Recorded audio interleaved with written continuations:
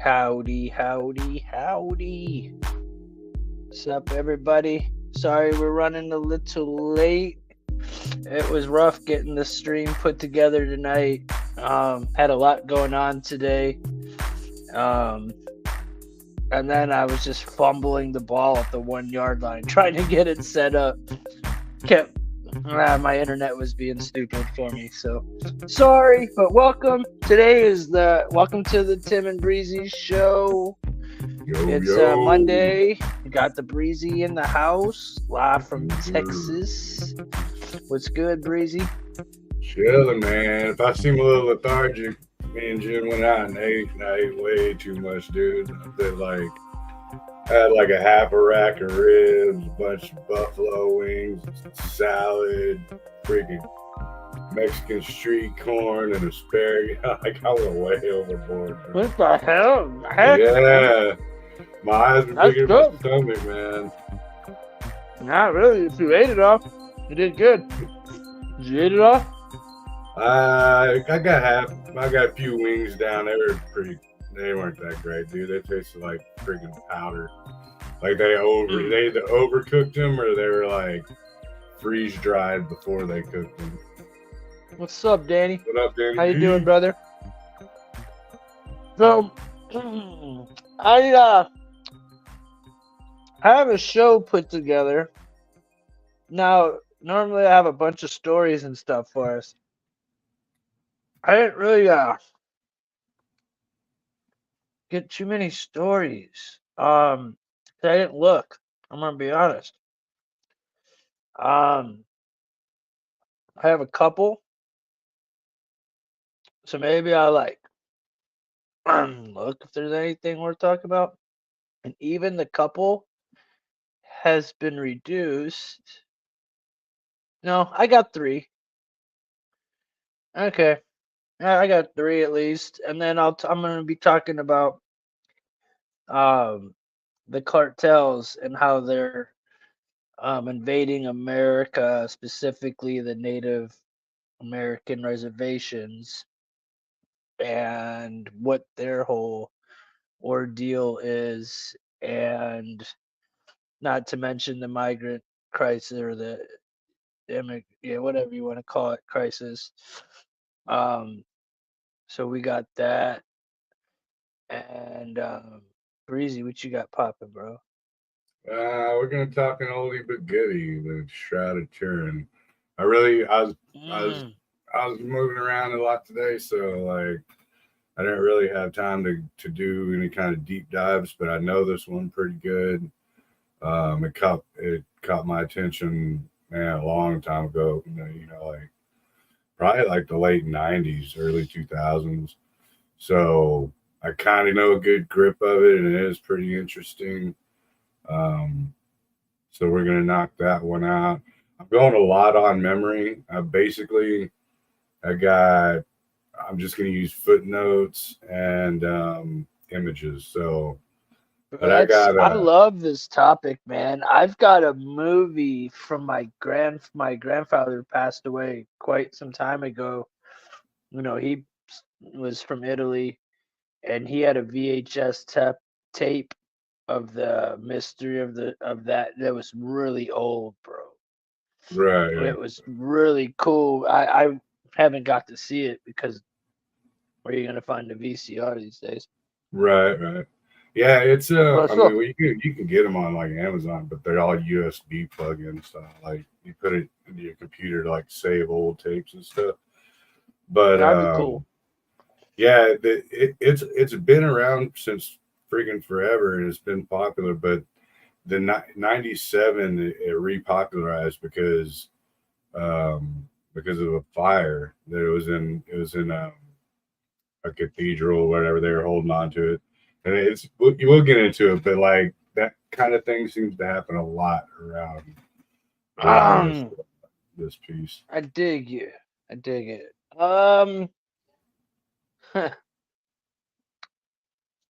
Well, let's put it this way. We don't support Trump or we don't hate Trump. I don't. I'm speaking for me. I'm not speaking for Breezy. I think both sides are the same. don't care for either side. I love the Trump supporters though and what they're doing, their movement. Not all of them, not the ones that are won't wake up, the cute, but the movement itself, I'm for it. The people, um, Trump himself, I think he's alright, but I don't um trust him. Yeah, me personally, I'm not a fan of politicians, period. I know Trump's not really a politician per se, even though, he was more of a business dude. But I think both sides are still operated by a hierarchy that controls the potus, so to speak. But I'm in favor of any any um I'm in favor of any agenda that is actually for the American people. So if I have to Yeah, pick a lesser or a greater than, I'm going to go by the policies that actually matter, not by my personal opinion of the individual.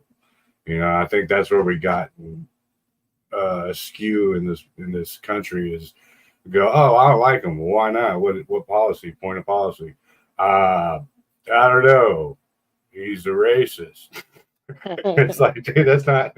I asked you not it. what That's is not his it, plan man. to improve America? You know what I mean? Like, Right. don't just I don't want I don't care about your opinion. I want to know what you feel would help improve our country.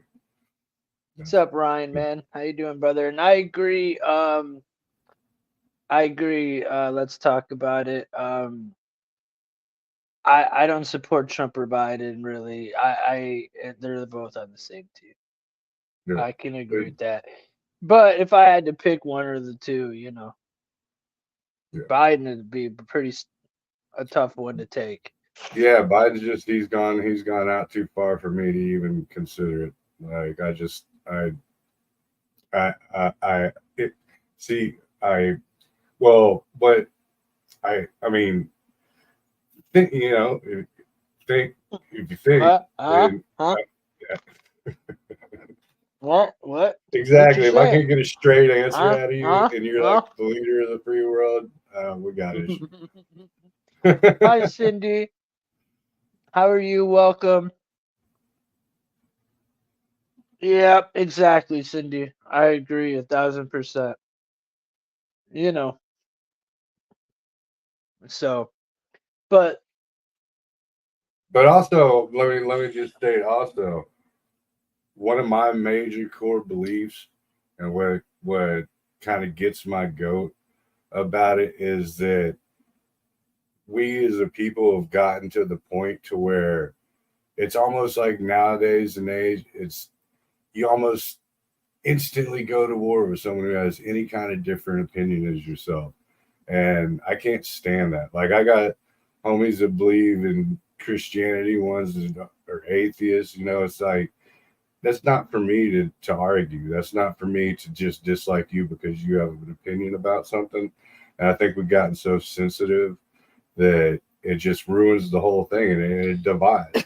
And we're not supposed to be about division. We're supposed to and acceptance of other people's opinions and their beliefs. And just because it differentiates from yours, and so be it. It doesn't mean that you're instantly adversaries. You know what I mean? Like people can agree to disagree, and like me and Tim, we don't Mhm, always agree on stuff, and sometimes mhm. we'll get our volumes will start kicking up, and we're trying to explain each other's side, but in the end, we're still cool because it doesn't matter because that's just our opinionation, and why let that mess up something that could be greater than it just because of a difference of opinion on a particular matter. Hi, Cindy. Nice to be with you. Also, I'm glad you came over from Awakened Saint. Mike's awesome, man. Um, I've been watching his channel and talking to him for years. So, it's pretty cool to have progressed to be able to, kind of mingle with you guys and everybody kind of hopefully start to mingle. Because I've been in the chat with you've been following him or talking to him for years. So it's been I love his community. He's a really good guy. So welcome. Hope you like what we do. We do a whole bunch of different stuff, like I said earlier from the show. Yeah, yeah. I've been following since back in the Richie from Boston and Photo Helix days, way back in the day. Um, but yeah, it's still awesome to have you guys here.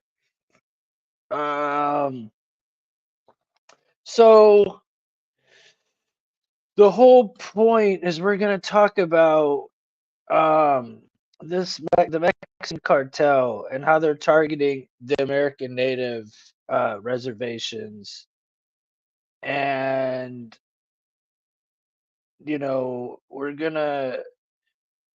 I'm gonna ask Breezy, being an American or Native American, his opinion, not of what what he thinks of what they're saying and what is actually going on, and if they match up or not. And we'll see how that goes. Kind of gonna skip the news, to be honest, man. I don't really. We're not gonna try to have the longest stream tonight, so I kind of want to um skip it and just get to the point, kind get of. in the hit points. Yeah. Yeah, man. I just think Yeah. that sounds about right. You know what I'm saying? Yeah. Usually we go on for hours and hours and hours. But I Yeah. was telling Tim earlier, I told the show last night, dude, I got jury duty in the morning. They picked me for like the second time in like 2 years. So I'm like, damn, come Yeah. on. I want to wake So up we at want. 8 o'clock in the morning. Even though for a lot of people they're like 8 o'clock, dude, I'm up at 5. Yeah, but not me, dude. I work I work to where my normal wake up time is about 10:30. So in the morning. So to me that's like someone who wakes up at 5, that's like waking up at 2:30 in the morning. Uh-huh. Well, I did erase one of the stories I was gonna do anyway, so I guess that was God intervening and saying don't do the stories because I just erased them on accident. Whoops. So to get into it, um, we're gonna talk about. I have this article I found, and this is just to get into it. This has nothing to do with um the cartel or the what I'm talking about. It just has to do with. So this is one of my news stories that I did save that goes with kind of the topic. So like a top doctor for the border patrol tried to order fentanyl lollipops for a helicopter mission in New York, and somebody told on him.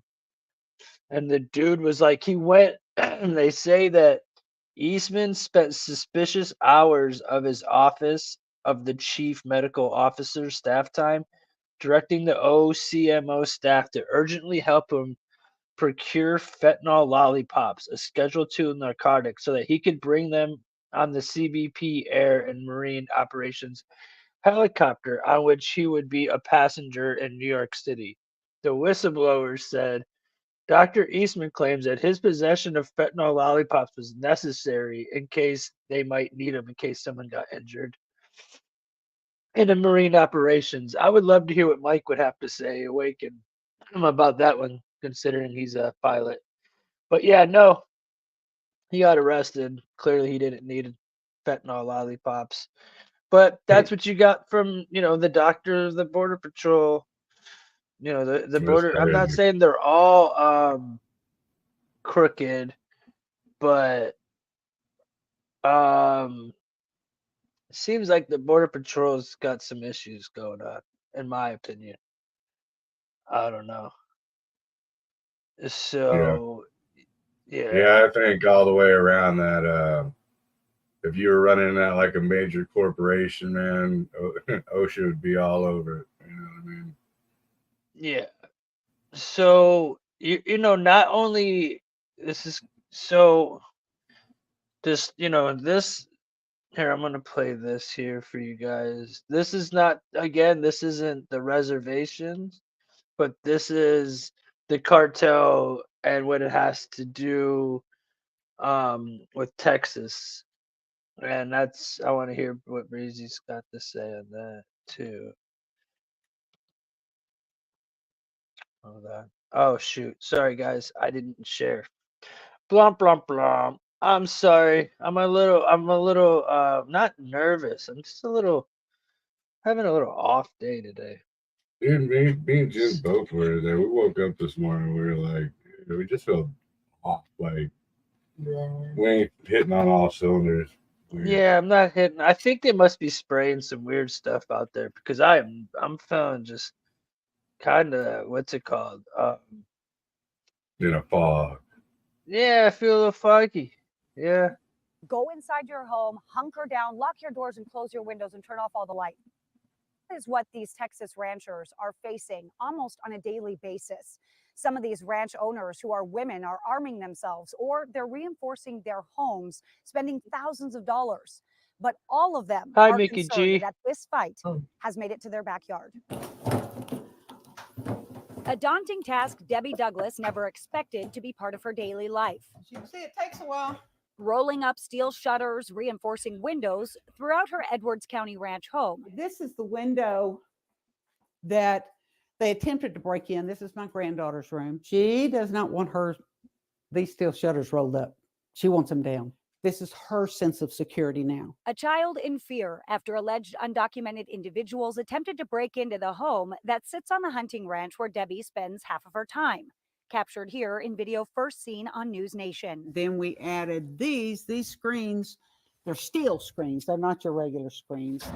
What was once her safe, happy place. This whole area is their playground. They basically own it. It's sad. Has now become a fortress of sorts. It's sickening because we have put in so much to this place. Blood, sweat, and tears. And for it to be destroyed by some criminal organization and drug cartel is heartbreaking. Texas is a stand your ground state, like Arizona. And Debbie says while the case of Arizona rancher George Allen Kelly makes her question what the outcome would be if she had to protect herself, she knows her rights and will do what is necessary. I will shoot. I don't want to. I don't want to kill anybody, but if they come toward me, if it's me or them, I'm shooting. Less than 40% of land along the southern border is privately owned, which includes the Connolly Ranch in Kinney County, just south of Debbie's ranch. Y'all are busy.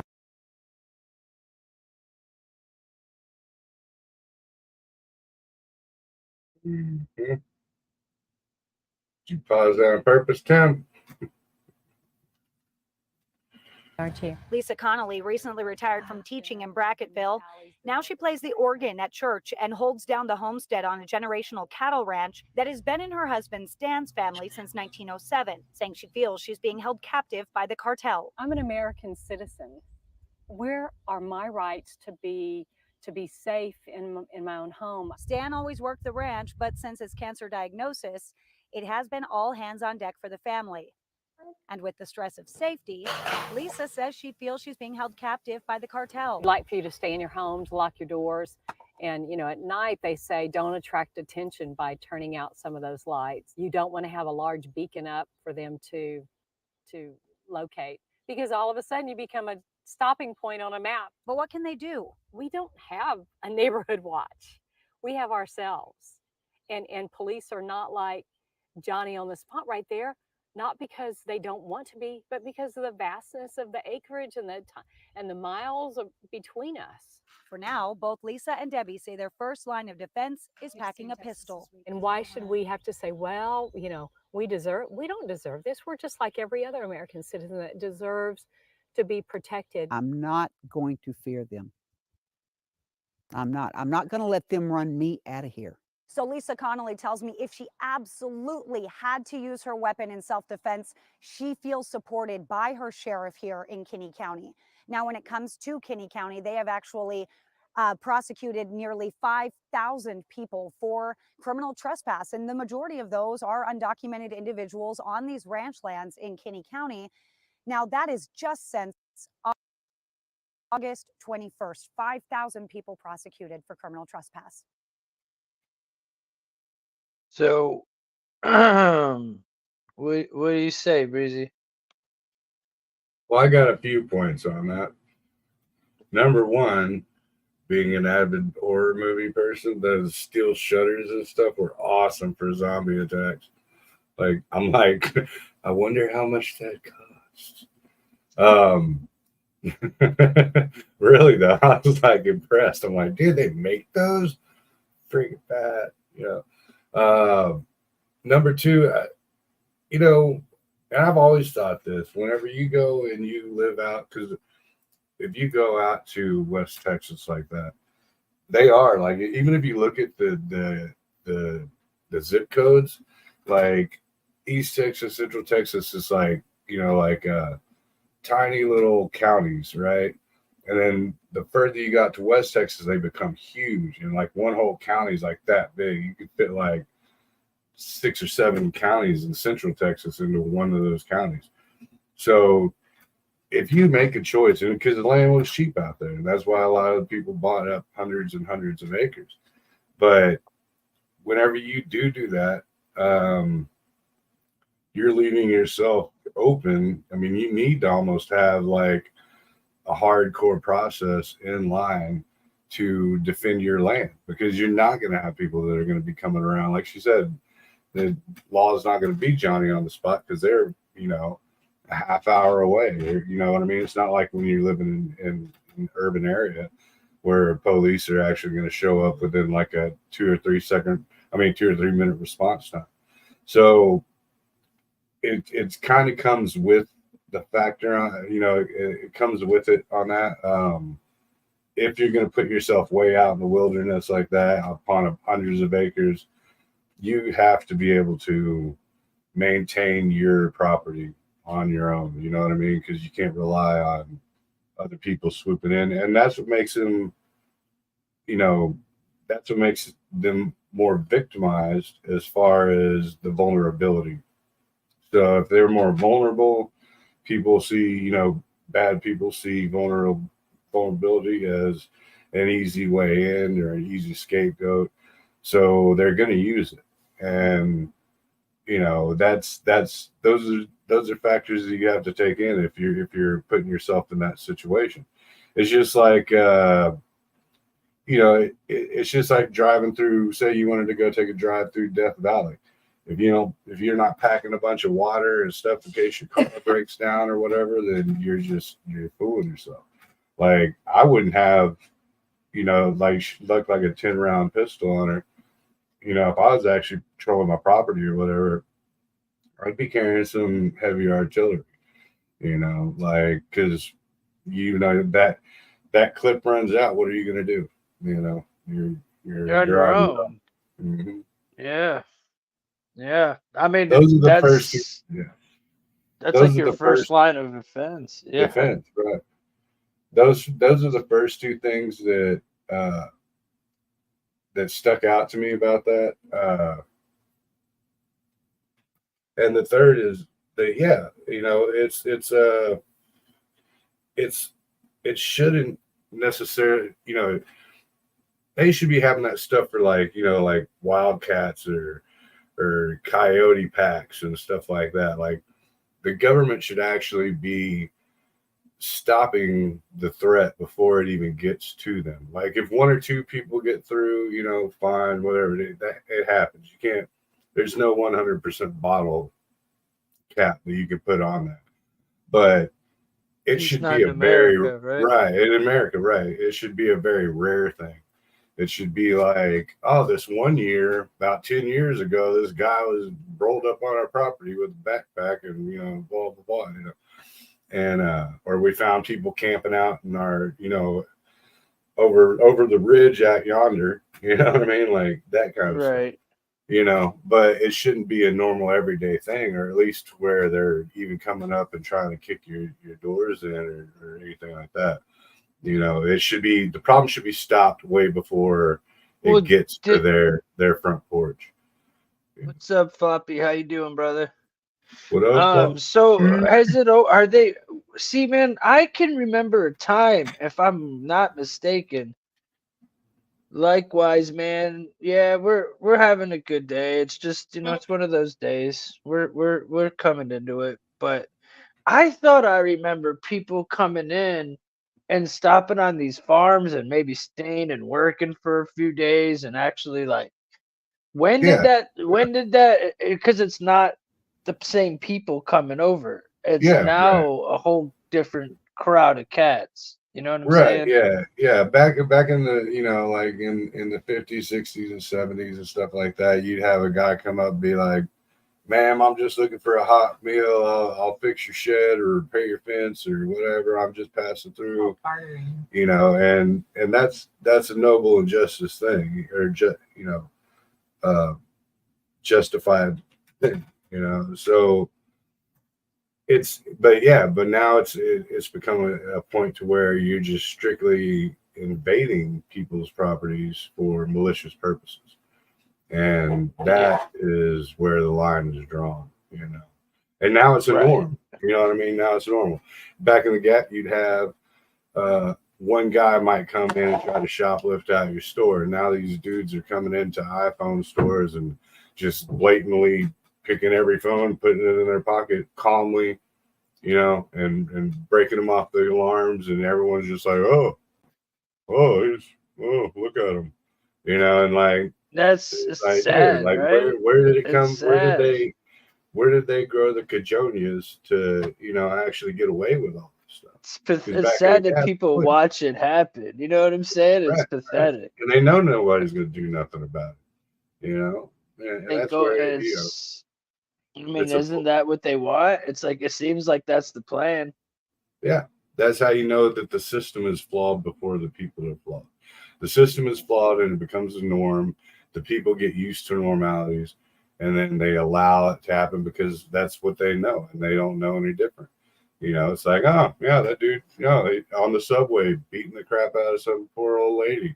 Oh, look at him go. But back in the day, you wouldn't have gotten away with none of that because people would have jumped right on the spot and stuck up for her, or dealt with it appropriately. But we've become so desensitized to it that it's like an everyday thing. It's you just like kind of let it, um, you just kind of Good let it night. happen. You know? Good night, Dad. But yeah, Mickey G. Where was it? Yeah, that's crazy. I remember that same. I used to work at Dick's Sporting Goods back in the day, and I remember we weren't allowed to like stop them or nothing. Like you Yeah, could yeah, you even if you like approached them, the only thing you could really do is just keep an eye on them, and if but like you couldn't like even like if they were in the shopping, like in the changing room, you couldn't like really do anything. It was weird. I right. wouldn't, and personally, I mean, I would tell somebody, but I wouldn't really. And I worked the front door. I never had no issues, but nowadays I couldn't work at a place where people are just stealing in front of me. Not that I'm like one of those guys that like, but I don't approve even at all of stealing from people like that. Yeah, So, I don't know. yeah. I So la- I it just laughed is. really, I laughed really hard when you said that you worked at Dick's because it always reminds me of that. It's like it's not a commercial, but it's like a little cut. I guess what you call it, a meme or whatever. But it's like those two dudes and they like go running into Staples and they're like, look, we found Staples. And they're like, you know what that means? And then the next thing you know, they're running to a Dick's Sporting Goods because Staples, they found Staples. No. Right. I hear it, dude. I hear you. It just makes me laugh. It cracks me up. I worked there for You know a what that while, man. It means? was cool because I used to be able to get the hook up on clothes and shoes and stuff to golf with and stuff. I don't know. It was fun. Um, I knew everybody. I met a whole bunch of cool people. Last company wanted us to try and stop them. If we hit the edge of the sidewalk, we had to stop going. Did you like Right. have to try Yeah. to get their license plate or something? Like, I'm not gonna see. That's the thing. They tell you not to stop them. I'm not gonna try to stop anybody. Anyways, I might say like, "Hey, No, I don't know. I'm not gonna confront somebody because you don't know what people are gonna do nowadays. Well, see, yeah, well, see, that's the gig. Like the regular employee shouldn't have to put their safety or their life in danger potentially for the little paycheck that they're getting. That's why it's up to the company To to the company. hire a professional job title, security guard, and it's up to them to hire that, a professional, whether it's outsourced or through their own policy. But that's why it's the difference between having a civilian and an army. You don't expect your civilians to fight for your merchandise, but that's why you hire your little army to stop people from doing it. But I mean, personally though, I did take it a challenge though. Like I didn't want nobody to steal from like it's kind of like, with the trolls online. It's like I take them as a challenge. Like, it's right, like right, I don't really, I'm not going to like, whatever, but like I still see it as like I don't want them to get over on us. It's not going to ruin my day. yeah, yeah, But when yeah. they come on and do their weird stuff, it's not going to ruin my day, but still don't want it to happen. No, yeah, So, I'm the same way. Like I work at retail. I work at a smoke shop that has like expensive pieces and people like, and you can smell it like as soon as they walk in. Like you can, I don't know, they just give off that vibe, and you're like, and you basically like me personally. I just kind of send off my own vibe, like this is not the place. If you want to pull that, you need to head on down the road because it's not gonna end well, no matter what. Even if it ends badly for me, it's still not gonna end well because it's not gonna go down on my watch. And it's yeah. and Yeah. I don't. But that's just a me thing. Like I would do that, you know, anywhere that I'm at. Like if I'm on a subway and I see some dude robbing some old lady's purse, it's not gonna go peacefully into the night by any means, But that's just a me thing. It doesn't mean it's not like, oh, they pay me the big bucks to take care because I'm a big tough guy or anything like that. It's I can't stand by and see people get Get done dirty. over it. Yeah, get Yeah. done dirty, Yeah. man. Yeah. It's just like if I mess with you, if I'm working for you, I feel it's not loyal, but I don't want to see you Right. get done dirty. I'm not Yeah. gonna. I also don't want to see the other end of somebody getting in trouble. But if they're gonna be stupid, it's a weird thing. Yeah, yeah, yeah, It's a yeah, weird thing. yeah, absolutely. Yeah, and I've been I put in have that too much position. empathy for on both sides, and I don't have empathy for people that walk in and do the crimes you're seeing nowadays, especially the people that walk in and um are taking every single thing off the shelf. That's just pure like Right. Yeah. horrific stuff.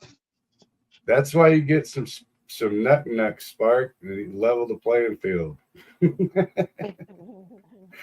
Yeah, I literally, man, look, I don't play, dude. I literally keep my neck in my back pocket. At all times, I keep my neck because they're bigger dudes than I am, and I'm not bound to get put down by anybody if I can't help it. That's all there is to that Spark, one. you're not a little guy. I'm sure you could handle your own. Being you're not a little guy, and you're an ex-vet, and you even trained with the SEALs, dog. I Well, I bet you wasn't could do talking some to shit, him. and you wrestle. No, I know Sparking of a, yeah, Yeah, well, I wasn't talking to Spark in particular because I know Spark can hold his own because he's been trained with hand-to-hand combat, yeah, stuff like yeah, that, boot yeah, camp. You know what I mean? But like for yeah. anybody out there, self-defense isn't always just with throwing your fisticuffs. You know what I mean? Like No, sometimes no. self-defense requires Nowadays, certain dude, levels of self-defense. yeah, nowadays it's not fisticuffs anymore. Yeah, Especially. You gotta watch out who you mess with. And especially you can underestimate the wrong person. You right. know. Yeah, like I So bought back in the Gap. I bought when gin. It's like a regular hairbrush, but the four corners where the bristles come out, they're like it's made of like carbon, So they're like spikes, so you could whack somebody with it, and then if they grab a hold of it, the whole handle pulls out, and it's like this 3-sided. Oh shit! Yeah, dude. So yeah, go messing with the wrong chick. That's You crazy. never know. You never know. So and it's better that way, because if people go like out here in the country, like people aren't quick to go because everybody out here is packing. Everybody's got a shotgun in their house, even the good old boys that got their rifles or the buckshot, blah blah blah. So it's very unwise out here to try to go running up on somebody's house. And it may look like it's going to be easy because you can't see their house from the driveway, from the mailbox. You can't even see the house. You might see a glow of a porch light, but you never know. You go walking up to the wrong person's. Yeah, there it is. Yeah, check it out. Yeah. Oh, sick! So as soon as they grab that thing and pull it out, you're Yeah. like, "Oh yeah, dude, that's sick. Gotcha. That's sick. I love Yeah. that. That's Yeah. cool. Do you So carry it yeah, with you in your purse or something? That's you carry awesome. it with you. Yeah. Yeah. She's got, and I bought her a taser for Christmas because when she closes at the gas station at night, it's the middle of the night and it's way out of the country. There's no one around. So, if someone were to come and try to snatch her up going to her car, she can scream all she wants and no one's gonna come. No one's gonna come for help. No one's gonna hear you. You can't even see the neighbor. You know what I mean? You I can't even can see. hear you. Yeah. The If the you next can. closest business is a distant glow in the night. So you got to be prepared. You got to do your due diligence because then you're just asserting yourself as a victim. Good evening, Clutch. How you doing, brother? How you doing? What up, Clutch? But yeah, that's my take on Tactical gears, though. I agree. But yeah, hi, Clutch. How you doing, man? So look, I'm gonna kick off. I'm gonna kick off the Indian reservation. I have I have stuff. I just want to kick it off with this to give everybody like a clue of what's going on today.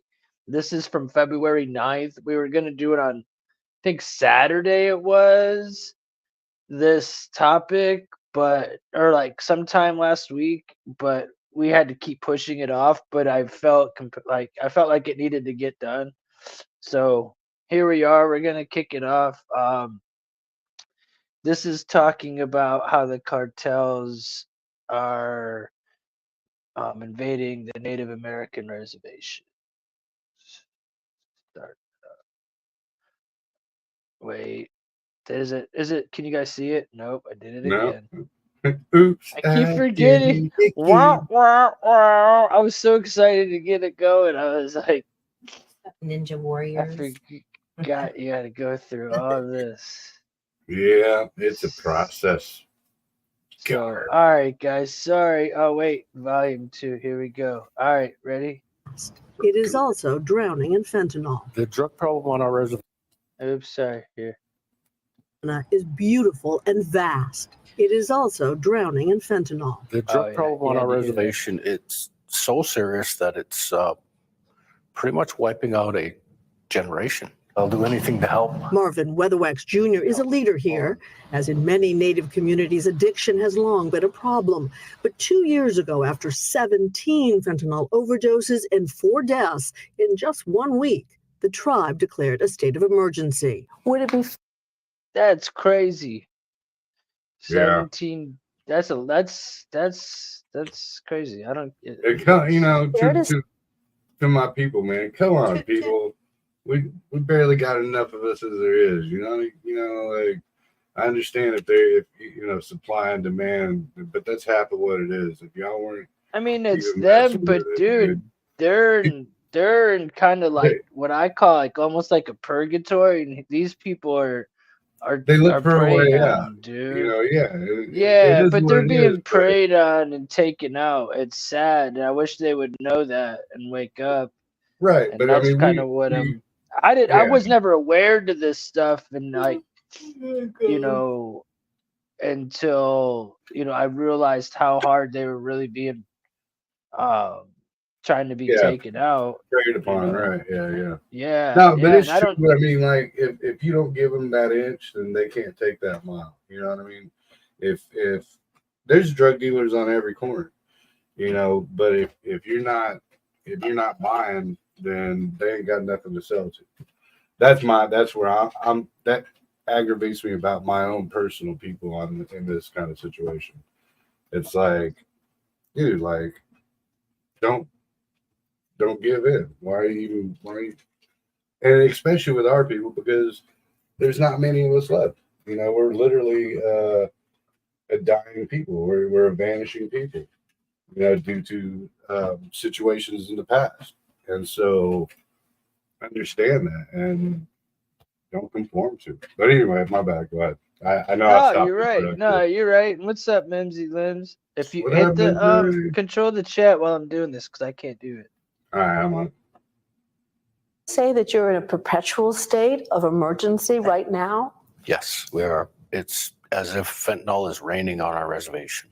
Federal law enforcement officials tell NBC News one of the most dangerous of the Mexican drug cartel, Sinaloa, once run by the notorious El Chapo, now by his sons, is targeting Blackfeet and the state's 6 other reservations with a steady flow of drugs, including fentanyl. What brought you up here? This man, a member of the Sinaloa cartel, was pulled over for a traffic stop on a Montana reservation. Are you from around here? Or where, you got a passport? Mexico, yeah. Ultimately, he and 2 other cartel members were successfully prosecuted in one of the largest drug busts in the state's history, including over Yeah, look at this crazy. It's just crazy in Montana. 700,000 fentanyl pills seized, according to Montana's U.S. attorney. So why are the cartels interested in the reservations over 1,000 miles north of the Mexican border? Profits are just out of this world. Until a couple of months ago, Stacy Zinn ran the DEA here in Montana. She tells me on the reservations, the price of fentanyl is high and law enforcement is sparse. Fertile ground for the cartels. Drugs in other cities are saturated. You have multiple cartels. Well, up here in Montana, it's pretty much wide open space and territory for them to be able to grab. Profit margins soar the further away from the Mexican border you go. A single fentanyl pill that costs between 4 and 25 cents to produce in Mexico can be sold for 50 cents to $1 in San Diego and over $100 on some reservations here in Montana. And then there's the lack of law enforcement. According to a former federal official, there are less than 20 DEA. First off, for that first reason, the pricing part. Right. Is there that many people on a reservation that would have that much money? No, that's the crazy part about it. They get government checks. They don't make U.S. currency like that. You know, they don't. But to reiterate on it, you know, it's like this is nothing new as far as the Native Americans did, because when they got put into these reservations, you know, they used to run the land, roam it free, you know, without inhibitants. They could go wherever they wanted. They could do whatever they wanted, you know. And then whenever colonization of America took over, and then it got unionized, and then they got put into these reservations. They're basically that reservation that they were showing looks like a palace compared to most of them. Like most of them, they're just motor homes that are run down, no windows, you know, busted out sheets, and because they give all the instead of providing them with housing, they just provide them with leftovers, you know. So they get into a very high state of depression, you know, the entire reservation does. And they've been preying on American Indians in these reservations since Firewater. You know what I mean? Like, and that's why Indians were notorious drunks, because they're looking for a scapegoat to get out of the way they mentally and physically feel, and the way they're being downtrodden and basically put in a corral. Like you're put in basically like a cage, because that was the agreement. that the forefathers made with the American forefathers. So you grow up in poverty, you grow up with, severe depression, you look for an escape. They did it with alcohol, they did it with methamphetamines, now they're doing it with fentanyl. And it's just sad to see somebody prey on any of them. I'm not just talking this is to see anybody prey on somebody when they know that they're like at their rock bottom and all they want to do is escape and not feel what they're feeling, and to pump them full of junk to make them know that that's what's going to make them feel better. And then, but they're just using it as a cash cow. They don't care about what it's going to do to that person or his family, or if he's going to get drunk and beat his wife and kids. You know what I mean? That's Who not are their they? concern. Who do you, when you say they, who are you talking about? Anybody, Okay. any entity that preys on people that on the reservations and stuff like that. Now my question would be on anything. Go ahead. No, I was gonna say like the leaders, like the guy that's talking right now. Like, is there like what? Is there like a chief of the reservation? Is that how it goes, or is there like So the chief, he obviously is aware of what's going on, right? Right. So where do they stand in all this? Because I saw that we covered this story right here of Wyoming, because remember we covered this before where the woman stuck up for it and she was running for something, and the dude from the reservation banned her from the reservation for calling this out. Yeah. Remember that? Yeah. Mm-hmm. Because that's a paid politician that or someone got wormed. You know what I'm saying? That's the best way I could call it in my world. So they then worm their way into it and be like, hey, you get up in there, we'll kick you back some bread. All you got to do is let us in. And the same thing. So this isn't an invasion. They're also in on it. Honestly, just like always history is gone, the leaders seem to always sell out the people. Right. But the chiefs also only have so much what would you call it? So who has the power? How does the treaty go? How does this work? I know I'm sounding ignorant right now, but like, they're saying there's only 20 DEA agents, or there's like 9 cops for a whole reservation is what they're saying. Well, in the end, it's the same thing. I don't know if they say that still or whatever. But. No, in the end, it's the same thing as what we go through. Anybody's allowed in, but only so many people are allowed out. Like if you wanted to go to a reservation right now, you could go. If someone that belongs to a tribe and is documented in that tribe, if they want to leave the reservation, yeah, they can leave, but they're not. If they go to any other state and a cop messes with them or anybody messes with them or they get arrested, they're not. They're off. That's what they call it. You're off the reservation. You know what I mean? That's where the term literally comes from. Man, you're off the reservation. They chunk you back. You know what I mean? So it's like, it's the same as any concept. You can allow any bad guy into it, but you can't escape unless you go through federal means to, no longer be a part of that reservation. And then you get ousted by your own people, because now you're basically a sellout who's going to go, live in outside of where your people and your tribe is.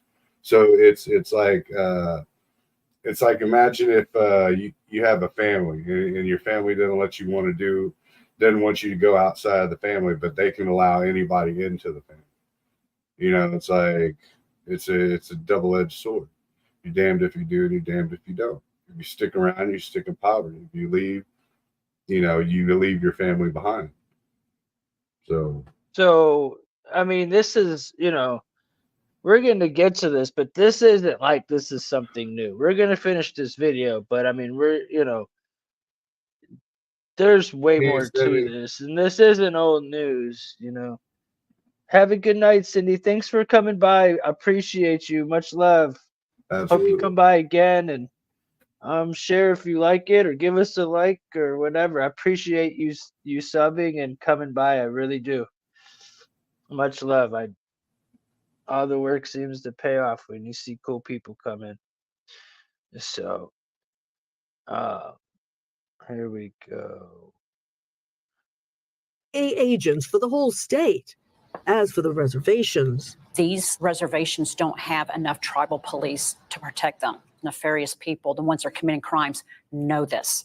on the Northern Cheyenne Reservation, the boarded up meth houses bear witness to what community leaders say is a staggering drug problem. 2 years ago, there were only 19 police officers for the whole reservation. So the tribe sued the Bureau of Indian Affairs asking for help, but no help arrived. They are now down to 7 officers. I was very frustrated. You see what I'm saying? Yeah.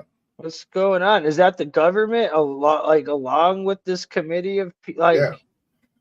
I mean, because as like a Native Americans, couldn't you promote your own people from within to help your tribe?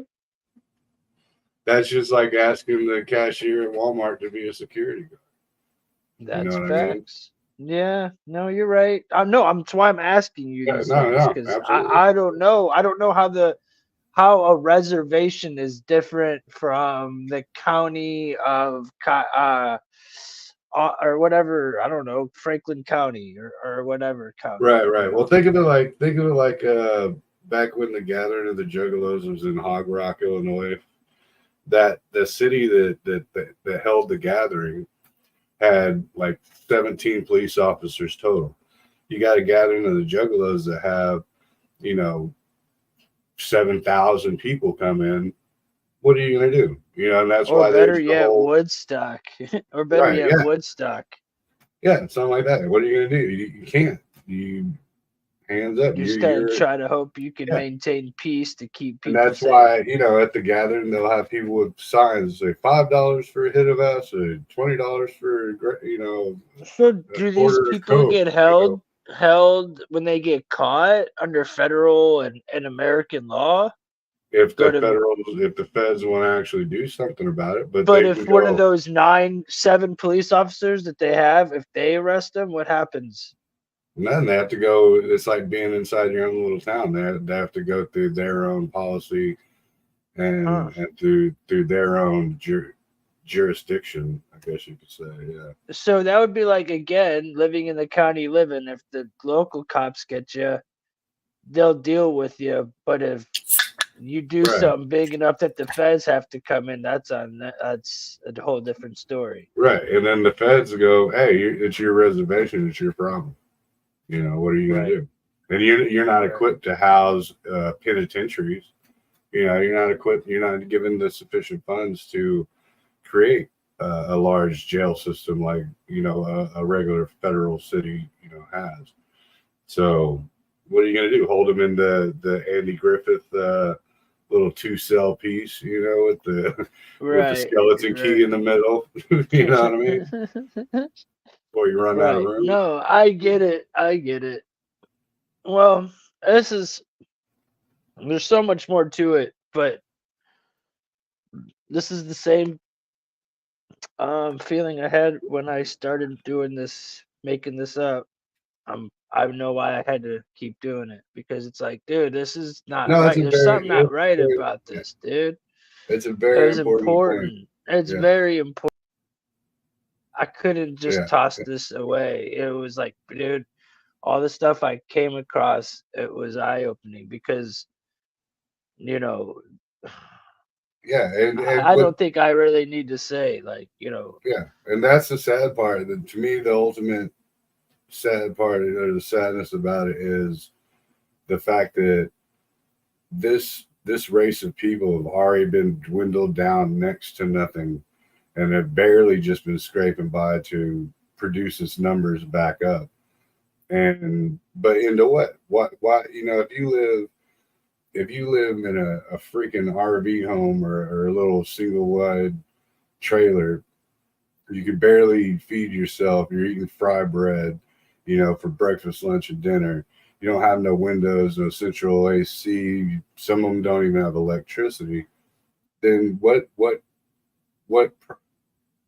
propagates you to actually want to procreate? Like, why would you want to bring a child into that squalor? You can barely feed yourself, let alone feed another kid.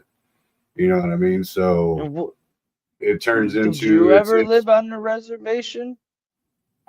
man, honestly, I couldn't, dude. I couldn't. Like, I love, do you yeah. have ancestors or like family members that do live on reservations? Not in my immediate family, but Mhm. yeah. I mean, but like, Have it's you been weird. on one before? Yeah, I've been on a reservation. I was actually going to go, take me and my cousin were going to go out to the Black Hills. But then the COVID thing happened. So we ended up, you couldn't get plane tickets and all that good stuff. So we ended up not going, but it's like it's a fascination because you go out there and it's ultimate freedom, but with ultimate freedom also comes no outside help and no outside luxury. You know what I mean? So yeah, it's beautiful. The land's beautiful. And you can do it like they have like what's called res cars, right? They literally, the community, they have just cars that they kind of like the electric scooter type of thing. They just park a car and anybody can go in and use it, go do whatever they want with it. And they can bring, and then when they're done with it, they park it. And someone goes, oh, there's a res car, jump in. So it's like the amenities of the open and freeness are great, but the poverty of it is horrific. Because you don't have a car dealership in your reservation. You don't have a job that's being paid by American currency to actually do it. You get government checks. So you can't have it, but you still make ends meet the way you do. And you grow up enough like that, then that's a normality. They don't understand what like getting into a car and I got my own car, it's mine. I got my GPS, I got my air conditioning, I got some of these. A whole community is sharing one freaking 77 Buick. You know what I mean? Like literally, it's crazy. It's crazy. Yeah. Well, so they pretty much stay on the reservation, and so they don't really create doctors and stuff that leave They the. I do, don't. but I'm trying to understand the vibe of this, like the schooling and how these they cats. I know see. there's still a minute of talking about cartels, but I'm very intrigued how these reservations work, and how there's 7 cops, and how it's just like, what are Well, like these? What? when it comes to like the doctors and stuff, it's traditionalism. So they have the shamans. The shamans are the doctors. When it comes to the schools, school is a very left a very bad taste in Native Americans' mouths because It's all whenever lies. whenever the government started putting Native Americans in schools, they were actually indoctrinating them into American society and Right. taking them away from their traditional ancestry. So they would tell them, you're not allowed to speak your native tongue. You have to learn English. So it became almost like a kidnapping, to where they forced these kids. So the school thing was never part of Native American culture. We learned to, when you grow up, you learn to, if you're a boy, you learn to start becoming a hunter and a gatherer and a warrior. If you're a woman, you start to, while the men are out, you learn to, fashion clothing and take care of the homestead. You know what I mean? So it was like the caring about George Washington and all that, that was nothing. It was learning about the stars. And that's whenever you'd sit around the campfire at night and you'd learn oral tradition and you'd learn about the creationism and the great spirit and how he brought life to the people and how the land is free and open and learn how, how the world works in a round way, and I don't mean round, but circular way. you know very one good uh uh one good example, man.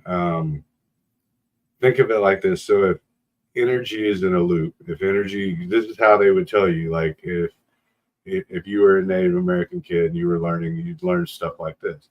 Nothing in nature is squared, right? Everything is round. The trees are round, your teepee's round, where your campfire circle is round. This, the moon is round, the sun is round.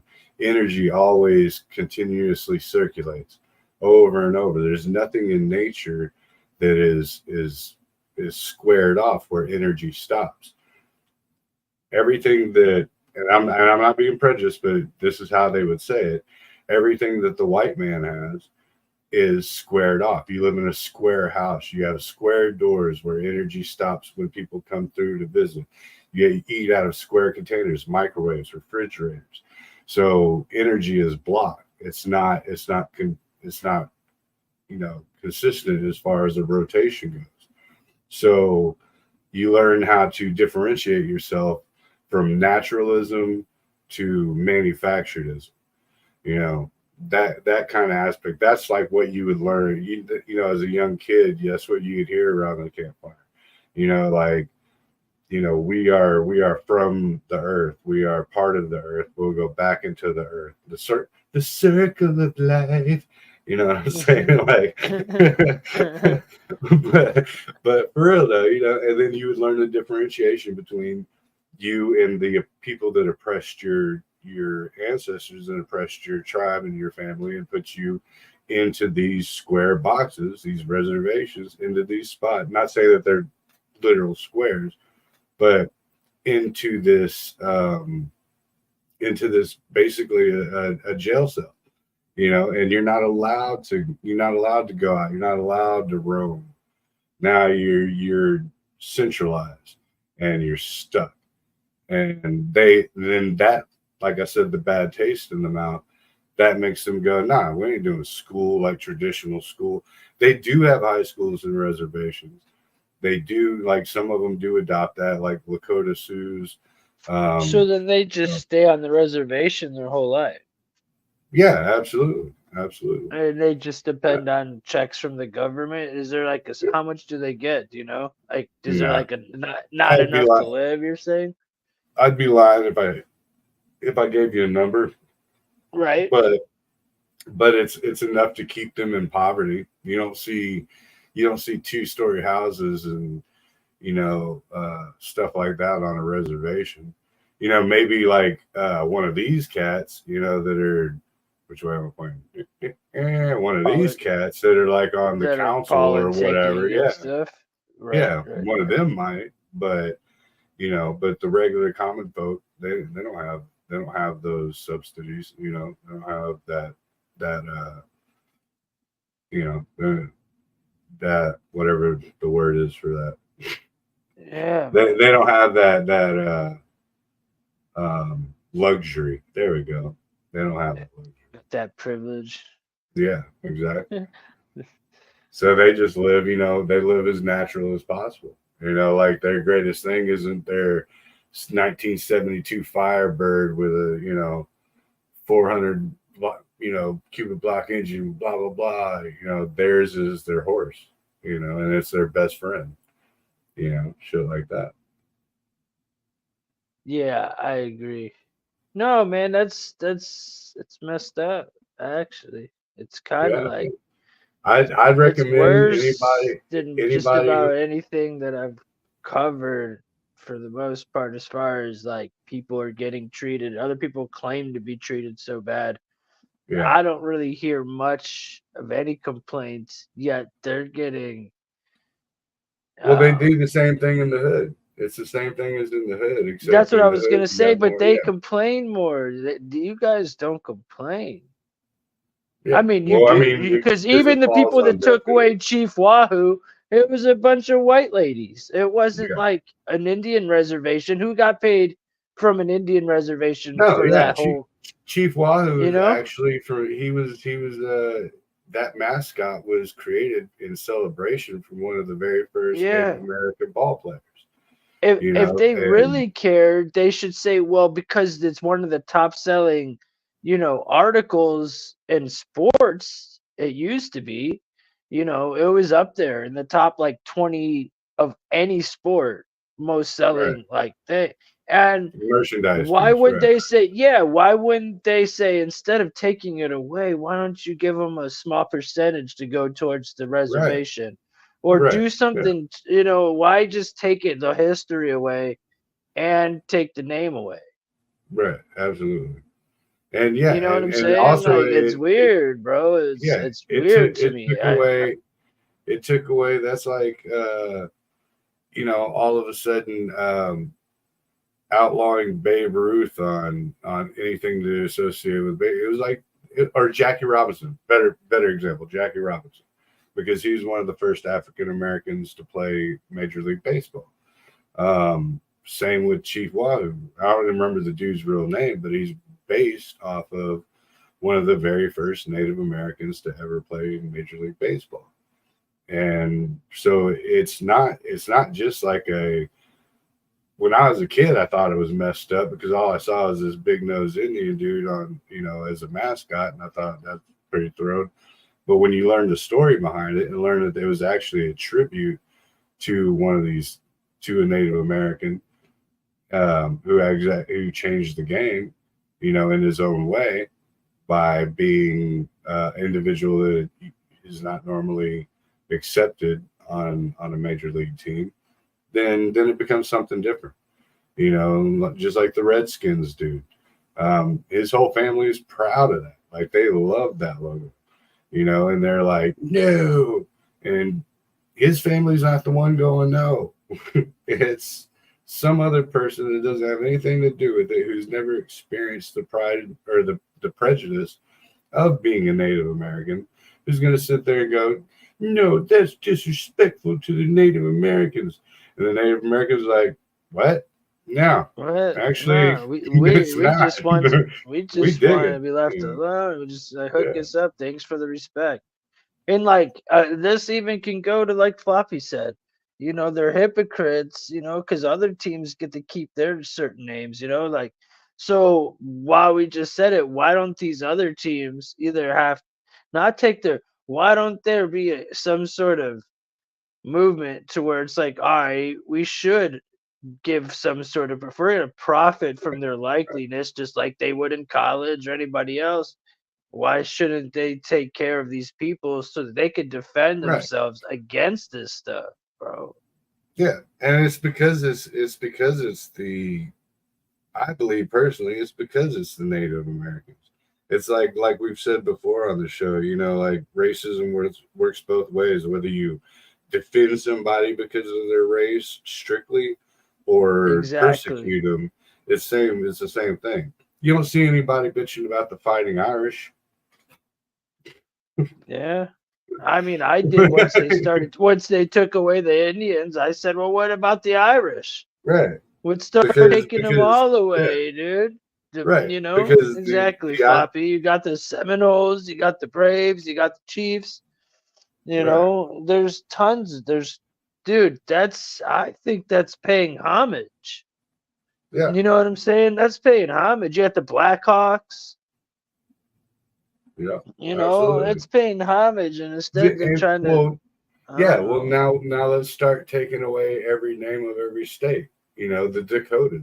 You know what I mean? Like, let's take away the Dakotas because that's named Ohio. after Detroit. Let's take away Ohio.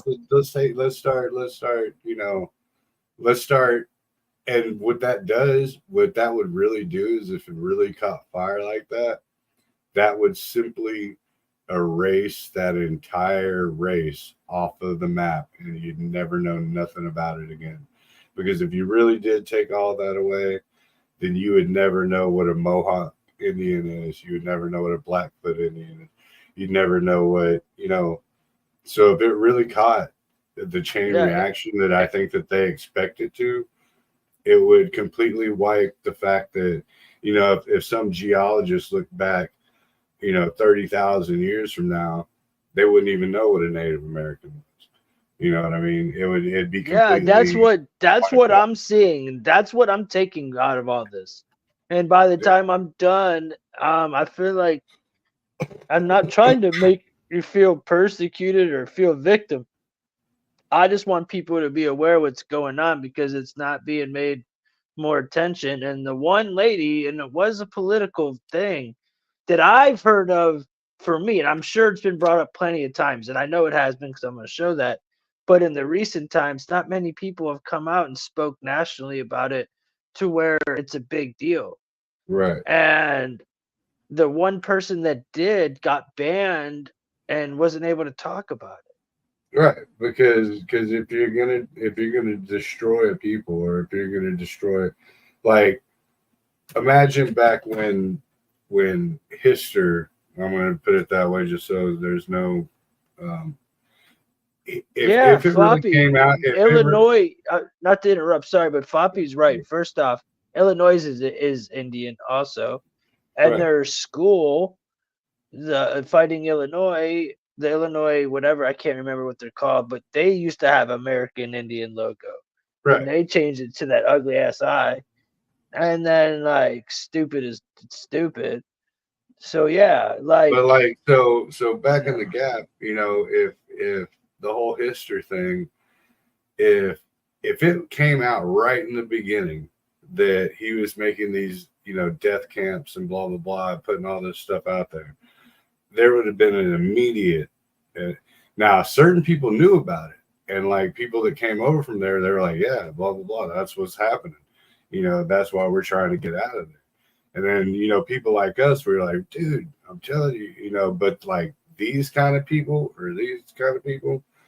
they were like, no, that's not what it is. They're just detaining them and blah, blah, blah. And so when the Russians and the Americans actually took Germany back over, when they got to like Auschwitz and all these camps, they were blown away. They had no idea none of this was really going on. Like, they heard about it, but they were like, nah, that's crazy talk. You know what I mean? So what I'm getting at is a genocide doesn't come with full force front visibility. It comes sneakily, and it comes. It doesn't, and then you don't see it until it's over in a macro. And then once it's already happened, it's done and over.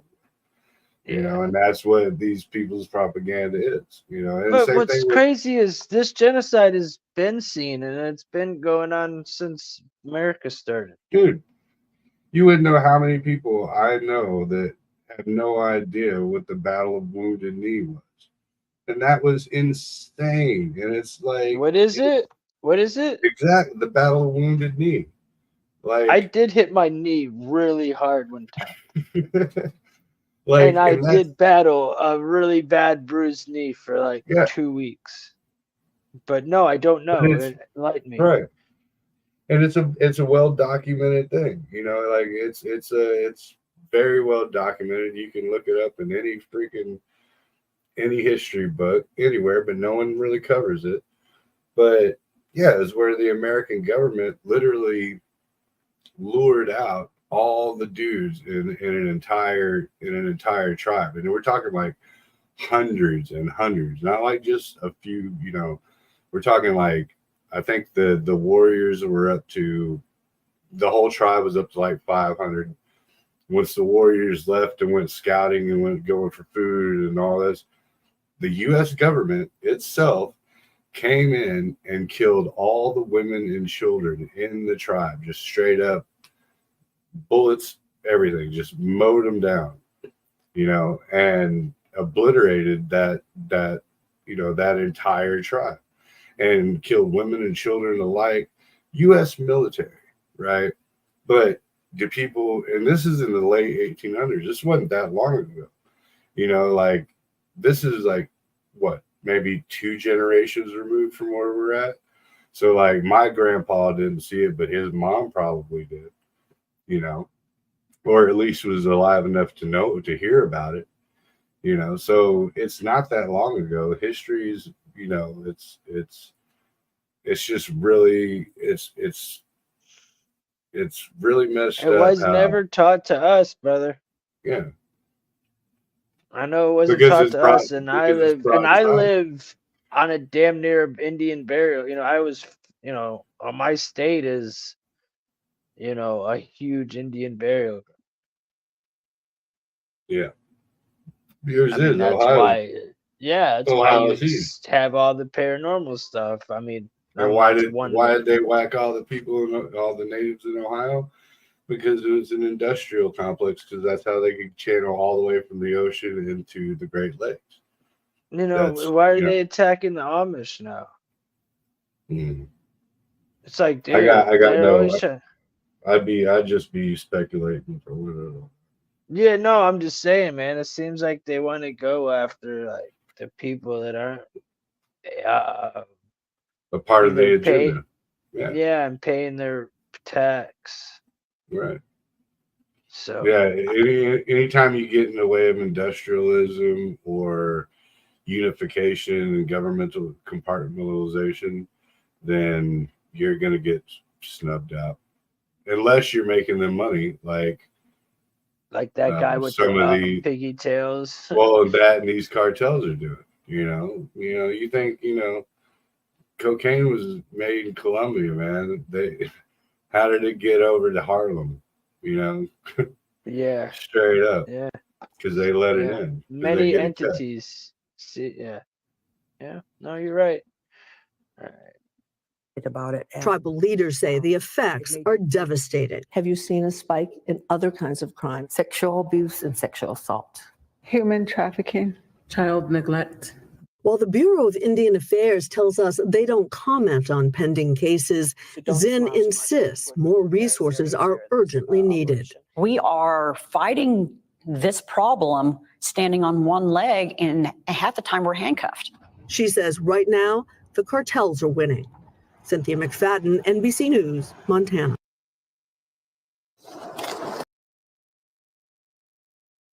I mean, the backstory behind Custer and Custer's Last Stand. You know how that really started the big uprising. This is a real quick story, but it just kind of goes to show you how it really worked. Whenever the U.S. government made the original treaty with the Sioux, the Lakota Sioux, and to keep the Black Hills, and that it would always, forever, until there were no trees or no blades of grass. I literally think that's how it was worded in the contract, that land would be owned by the Lakota Sioux. And then some prospector went out there and found gold. And all of a sudden they went, hey, we want to buy the land back from you. And they were like, nah, dude, you already told us this is our spot. Nah, this is our territory. We're staying here. We made this contract with your president. We're staying. And they went, all right. And then the war came in, and then they rivaled up, and they ended up killing Custer over all that. So like that just goes to show you that it's a marketing ploy about financial gain and wealth, and not even about keeping your original contract with somebody. That'd be like me like selling you my house. I'm going to move anyway. I'm buying a new house. You want to buy my house, Tim? Yeah, I'll buy your house. And then being like, then later on, I'm like, oh shit! I found out that there's oil under Tim's house. That I sold him. Hey man, I'll buy it back from you. Nah, dude, I'm comfortable here. Me and my family grew up. We're chill. Oh, well then I'll just come in and kill all y'all and take the house back. That's literally how it works. And then not only that, I'll erect a shrine in one of your favorite, your most sacred mountains, and I'll put all the founding fathers right there on it. And you're welcome. You're welcome. Well, that's and like so. That's a summarized version. Okay, so to kind of piggyback off of what they were saying in the video we just watched, they showed the houses all boarded up and said that it was started off with a huge meth problem, right? Mm-hmm. And I have this pulled up, and that's why I said this goes far back. And I mean, I went back like 20 years almost, Mm-hmm. And this says here, how meth took hold on an Indian reservation. So they're talking like this had already happened. So it's like, so not long ago it said most of the people at the Wind River, and it's crazy. It's Wyoming, just like Wind River it's the Reservation. same. It's the same place where we were just watching the video about. So, anyways, not long ago, most people in the Wind River Reservation in Wyoming had never even heard of methamphetamine. But today, most know someone on the deadly drug or in prison because of it, and it's not just at Wind River. And they're basically saying how it's just basically taken over the whole entire. What's up, Gil? And how you doing, brother? And what's Up Dog? Have you seen Up Dog? I don't know what that is. No, but that's an old 5th grade thing. Hey, you know Up Dog? No, what's up, dog? What's up, dog? Oh, what's up, dog? I got you. So yeah, so basically, Guess they we have all nailed it. these meth houses, on this reservation. Now, this is from 2007, right? And that's from yeah, you can't get the Joe one, you know. So what I got out of reading this is I feel like, again, this is cartel, and this is, instead of fentanyl, it's meth. Right. Yeah, Like, because they this did has it. been going on. You know what I'm saying? This Government has did it with been going. The Firelight. government and the cartel. Yep. Working together. Yeah. So they're saying, I mean, what's better than eradicating, crippling a people and getting all your money back while you did? Because the government's giving these cats their, checks, government checks. So not only do I give you a check, but I get him to give you the money from my check to him so he can give me money right back. Shit. like, There's nothing better than that. That's the biggest hustle in the world, boy. so they're saying, it is right here, 1997. Segusta Cruz and his Mexican gang had been selling in the Indian reservation in South Dakota and Nebraska. And they're saying that there's a reservation that makes millions of dollars just off of alcohol. No, that's in Nebraska. Yeah. Well, they've been doing that since been doing it. It's just one of their things. That's crazy. It's So the same. they're just saying here Indians are addicted to alcohol and methamphetamine, and they're saying they gave out samples. So, dude, they're saying the first one was free, and they were going around giving out samples to anybody, and they romanced it. And then the dealers came in and took over. It's kind of like history, dude. Yeah. Yeah, What the the only heck? difference between them and rich white women is it's not in pill form and it's not prescription. And they can, because it's the same concept. It's the same concept. Drag them down. They don't have health insurance type. And they don't have pharmacies. So you give, upper class Caucasian individual, get them hooked on Prozac, get them hooked on lithium, get them hooked on, their anti-anxiety medication or their, whatever it is. It's the same concept, but you're talking to people that don't have money, that don't have pharmacies. So how are you going to do it? With street drugs, alcohol. You know what I mean? That's literally how you're going to get them, because they don't have access to other means. So.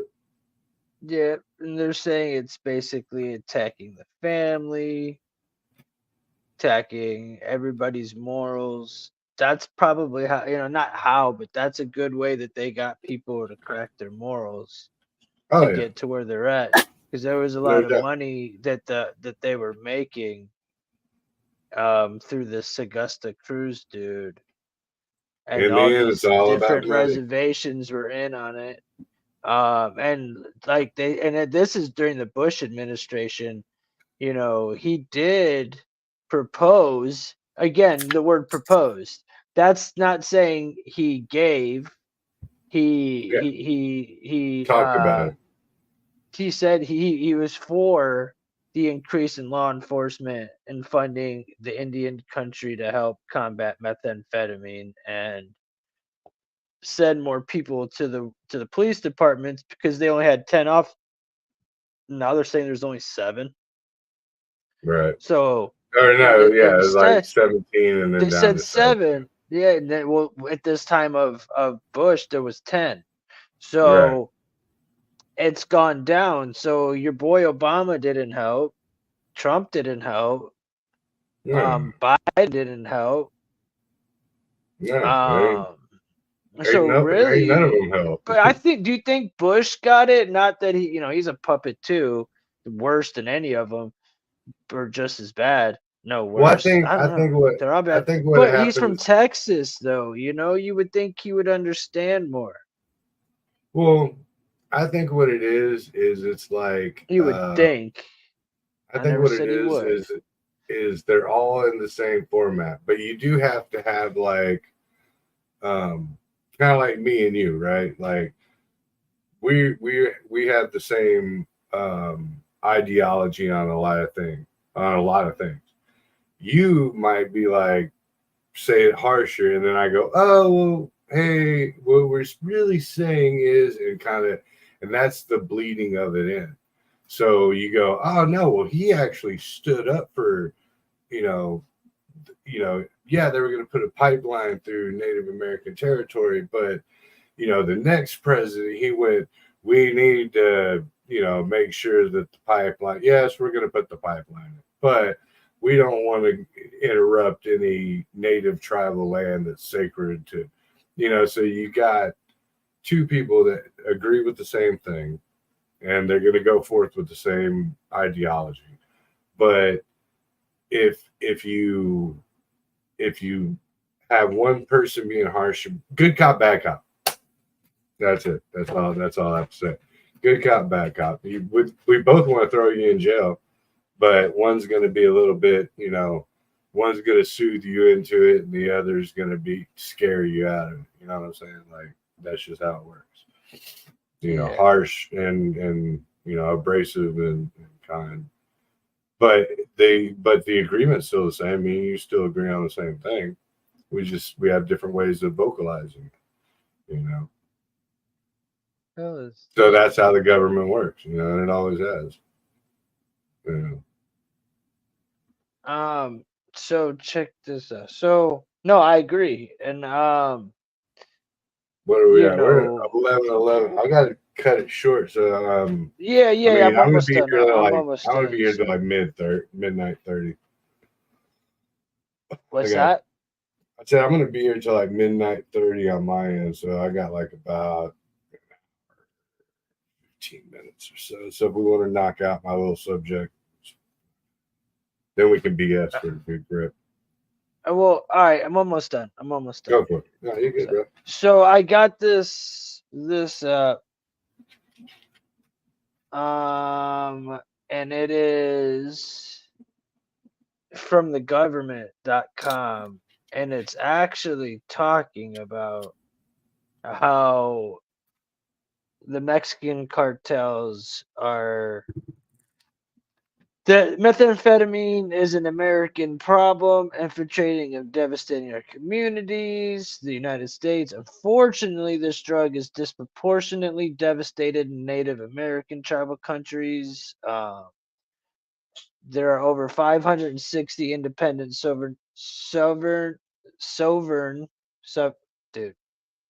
tribal governments and communities. Sovereign, thank you.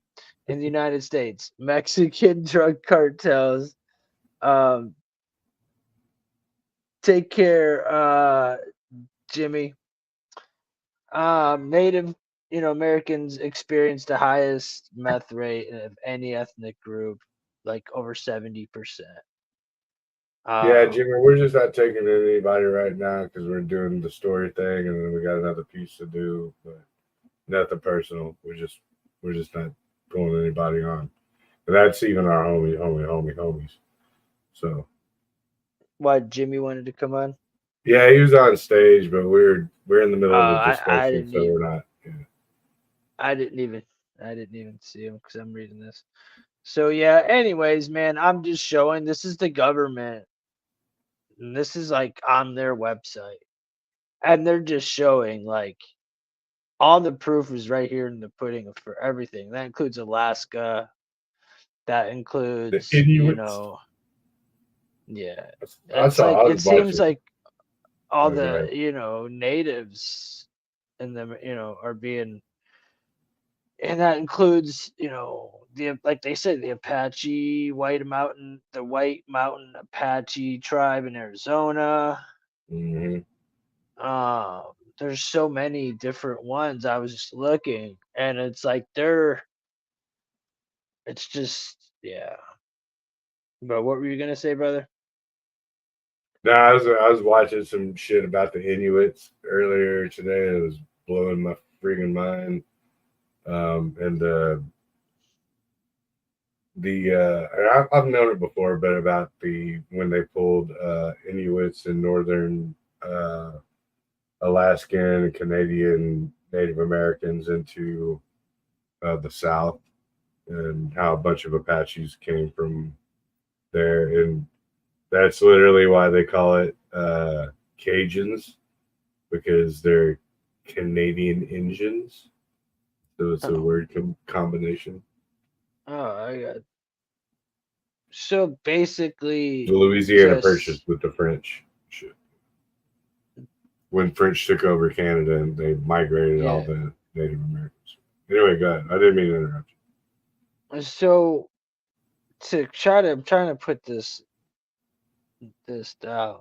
I'm trying to Anyways, so Woo! basically, the biggest threat is like violent crime from the meth, and this is what started all though. You understand this is what started all. Violent crime, suicide, and child neglect. That's just what you would hear in like the hood, and that's a way of population control. Period.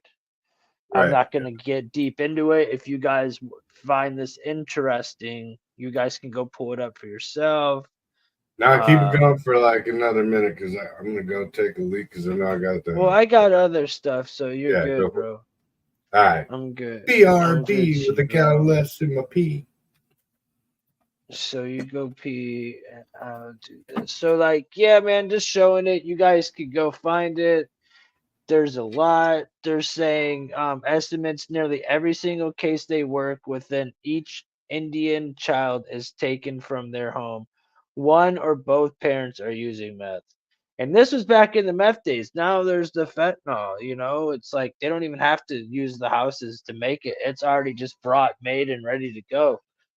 So it's even crazier because the meth, at least you don't die. Like you could wake up, that literally will just kill you from the fentanyl.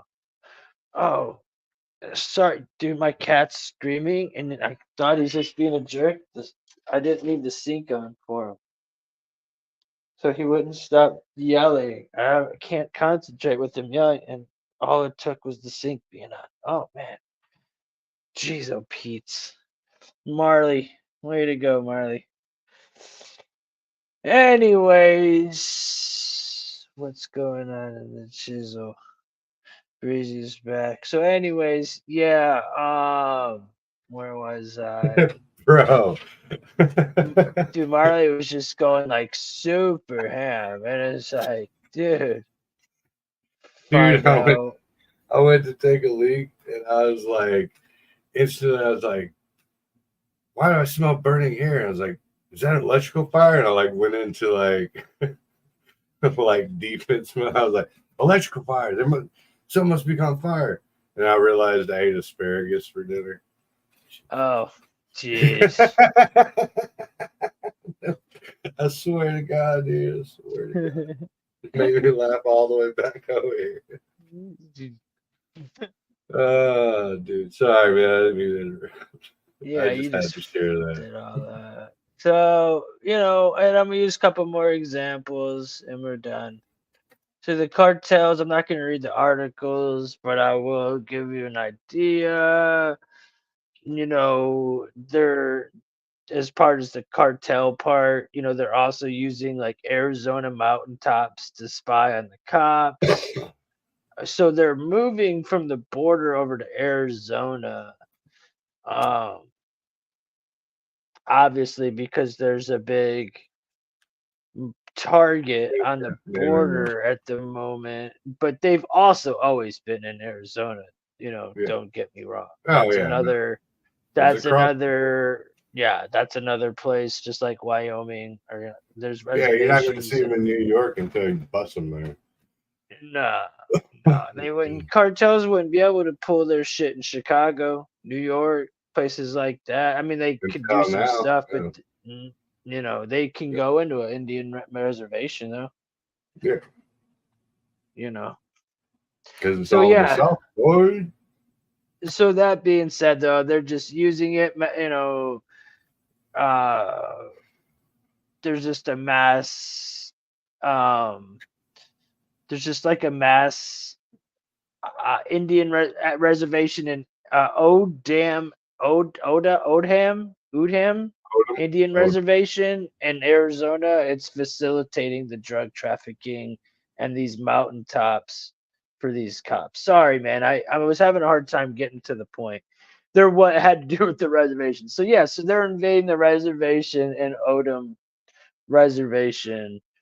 So it just seems like they're hitting up all these reservations. There's a lot of good. I think there's also good land for them to just reside on where there's just not feds watching. Right. Well, you're out of federal jurisdiction. Yeah. They're not allowed on there until there's a kidnapping or a crime that facilitates federal authorities to come in. So unless there's evidence of it, like if the remember that freaking movie Thunderheart with Braveheart? No, Thunderheart is with Thunder Chief. The dude that played Jim Morrison in The Doors. Val Kilmer? Val Kilmer, yeah. Where he was Is he a federal agent. American? Yeah. He was a federal agent, but the only way the feds could get in was if the Native Council or the Native police actually called in the FBI. Other than that, they have to stay out. Yeah, that's a good movie too. But same concept. Like they unless someone calls it, right? So say you're a cartel cat and you're like, hey, we're gonna use this reservation as a hot spot to distribute, right? Now all of y'all, 7 of y'all officers, will give y'all more money than you ever seen in your lives just to look the other way and not call the feds in. What do you think's gonna happen? And now the feds can't come in unless they're called. So corrupt. Well, these Mexicans sure have it down. Yeah. These cartels got it down, bro. They're working with gangs. They're invading.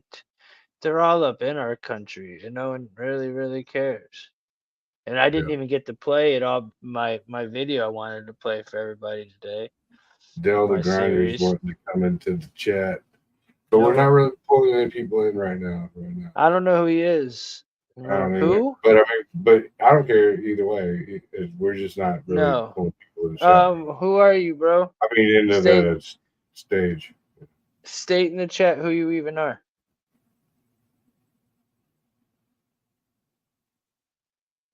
Nah, sorry, Bubba.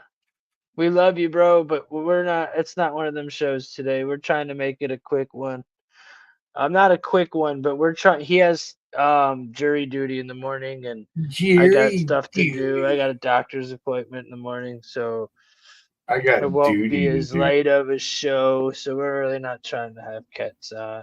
I mean, Gil, if you want to pop in and say something, you're welcome. Danny, if you want to pop in and say something, or Floppy or something, Yeah. because I If know you catch us on a Gucci. Saturday or something when we're Let's just put getting it this pissed way, off. dude.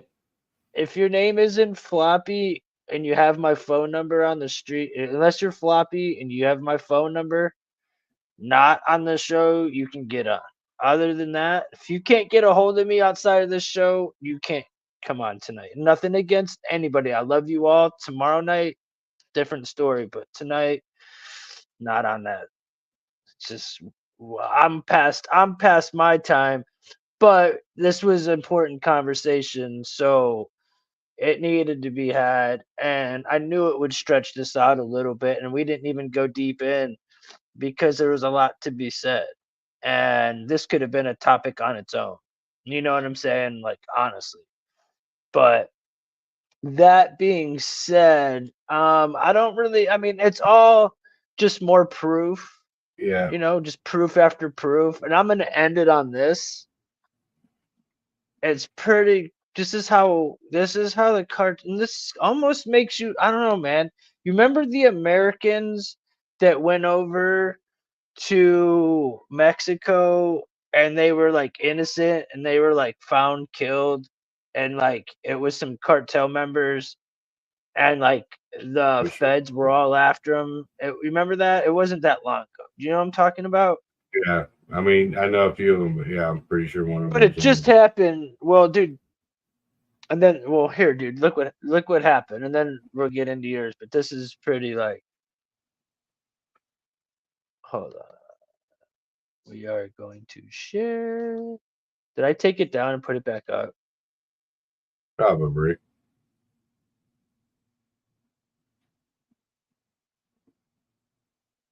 So here we go. A powerful Mexican drug cartel has allegedly taken responsibility for the kidnapping of 4 U.S. citizens and killing 2 of them.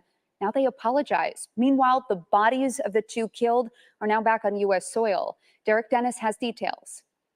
A dramatic image out of Matamoros, Mexico. 5 men found tied up near a pickup truck in the same area where the abduction. Those dudes weren't dead, by the way. They were hog-tied, and we'll tie by it in a second. But of 4 Americans took place. A handwritten note on the truck's windshield claiming to be from the Gulf Cartel, saying, "We have decided to deliver those involved and directly responsible." It's not of any surprise that they are under a lot of pressure to put this behind them and try to distance themselves as best they can. The abduction on March 3rd was caught on camera. 4 days later, after an urgent search, Latavia McGee and Eric James Williams were found alive inside this wooden shack outside of town. The bodies of their friends, Shaid Woodard and Zindell Brown, found at the same location. Their remains were returned to the U.S. overnight. He was my baby, and for him to be taken from me like that, it was very. Multiple Mexican law enforcement sources tell ABC News the cartel note is believed to be legitimate, but neither ABC News nor U.S. officials have been able to verify the authenticity of the letter. Senator Lindsey Graham says he plans to introduce new legislation with these cartels. Drug cartels in Mexico have been terrorizing Americans for decades. We're going to destroy their business model and their lifestyle because our national security and the security of the United States as a whole depends on us taking decisive action. Mexican authorities are still investigating these 5 men to determine if they were in fact involved in these kidnappings. Derek Dennis, ABC News, New York. so that's that. There's more, but I'm gonna let Breezy get to his thing. But that being said, I'm just on that piece right there. They don't fuck around. They don't mess around, dude. You know what I'm saying? And like that goes to show you go up in their territory, look what happens. They got full control. They're more militant than the military. They control their damn country. Yeah. No, that's why after I hit a certain age, I stopped going to Mexico. Once I got into adult age, I used to go there every year pretty much when I was a kid. Because you could be 13 and go drink margaritas and hang out, do shots of tequila. But once I got to a certain age, I realized, nah, it's not. It don't clash like that. Yeah, it's very you know, it's like that's how the Italians would have ran stuff. Yeah, absolutely. You know, they don't want this shit on them. So here, take these low life scums that robbed some innocent people and get them out the way when we're trying to peddle this fetty to all the other Americans. We got way, you know. Yeah. So it's a double edged sword there. You know, it's like Robin Hood. So Robin Hood. What'd I say? Robin in the Hood. You said Sublime, but you know. I was thinking of Sublime. So, anyways, man, I am gonna leave Breezy the mic. I'm gonna be listening and I'm gonna be chopping in, but I'm not gonna be able to show anything for a hot second because I gotta pee and I gotta feed my Mars. So, Breezy, take charge. Everybody, enjoy. Right on, right on. All right, so what we're gonna be doing tonight is the Shroud of Turin. I don't know if any of y'all are into it or, you know, and if y'all are, say what's up. So basically, the Shroud of Turin, and I'm doing a lot of this on memory. I am, and it's really cool that you're doing this topic because it's close to my heart. Dude. Yeah, it's dope. I've always dug it. Actually, it's made me provide a lot of. I'll get into that later. So, but it's made me look at a lot of things a lot differently when it comes to situations.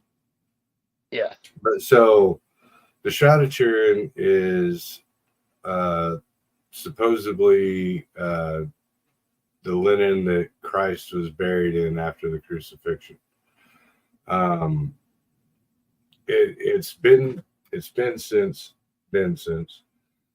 for as long as people could remember, but it was really came into light in 1204. So 1204 was when the revolution in Constantinople was kicking off, and they invaded Constantinople and burned pretty much the whole city down.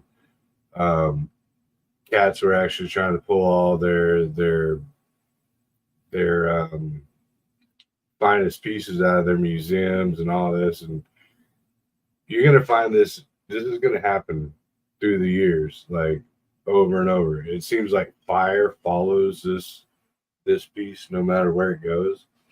It's like everywhere they take it and they go put it in a different spot.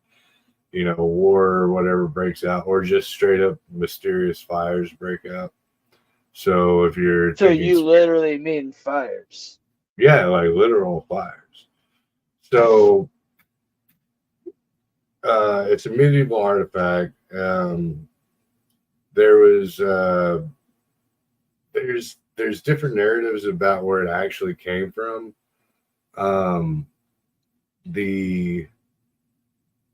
Well, let's start with the description first. Okay, so it's basically like this. It's like 15 feet laid out by like 30 feet, but folded over. So you're really talking like 30 feet by 3 feet. So, and it's a picture that covers apparently Jesus Christ after the crucifixion. Let me see if I can find a good example of it. Here we go. Boom, boom, boom, boom.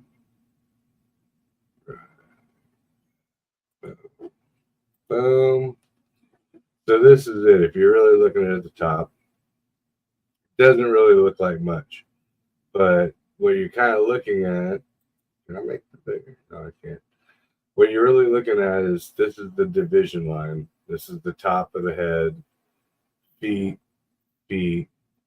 right? Arms in the front, buttocks in the back, right? Legs. Okay. But so that's literally what people look at when they actually see the shroud. So that's the basic description. These it's been tossed around from place to place. Let me see. Let me get back to my footnotes. So like it was moved from there in 1204 from Constantinople. In 1354, it was moved to Calgary Church of Lyria in north central France. It was denounced by a bishop in 1389. Moved in 1453. It was damaged again by fire in 1532. They moved it again in 1578 to a new chapel in Turin, Italy, and that's where it's been ever since. Hence the Shroud of Turin, right? So it's called the Chapel of the Whole. Well, go ahead. No, I was saying right, Italy. Yeah, it's in it's in the Chapel of the Holy Shroud, and that's connected to the Royal Palace and the Turin Cathedral. Ownership passed from the House of Savoy to the Catholic Church after the death of former King Umberto II in 1983. So, sorry. So basically, in 1988, they did some like carbon dating. They were trying to figure out what it was. These dudes, I just burned myself. If you're wondering why I yelled. They were like, nah, it was actually, they carbon dated it. And they claimed that it was made in 1260 to 1390. So it couldn't have been the shroud, the cloth of Jesus that was placed over him. So the story actually goes, before I get into that, the story goes that when Christ was crucified on the cross, Joseph of Arimathea took Christ into a tomb that he owned. That was his uncle. He was wealthy. He took him into the tomb, and then nobody else had been buried in that tomb. He like pretty much made it for himself, like his own gravesite type of thing. So Joseph Mathia did, correct? Of Arimathea, yeah. And put Christ in there. To butcher that whole thing. No, you're good. You're good. You're Italian, bro. It's cool. So they basically laid Christ in there, and then when they sealed the rock up, then the next day, or 3 days later, the rock was removed, and that's when they found Christ wasn't there anymore. Quick, interesting fact, and I found this. I didn't read it off of this. I heard it recently, and it made me go, You know how they talk about how like the big rock in front of the tomb of Christ was rolled back by the angels? Yeah. And you go, okay, that's how Christ walked out of the tomb. Well, after Christ was resurrected and he came and he visited the apostles and Mary Magdalene, he walked through walls. So they wouldn't need to lift that. Yeah. Yeah, he would just walk right through it. The point of that was so that they could walk in and see it. Like if it remained in its position, they would have never been able to walk in to find out that he wasn't there. That was the whole point of that. That kind of blew my mind. So wait, repeat that again. Hold on, say that again. Say it one more time. I'm sorry. So rock. That rock, they kept it there so that they didn't know it was moved until 3 days. Well, it was removed 3 days later after the resurrection. Right.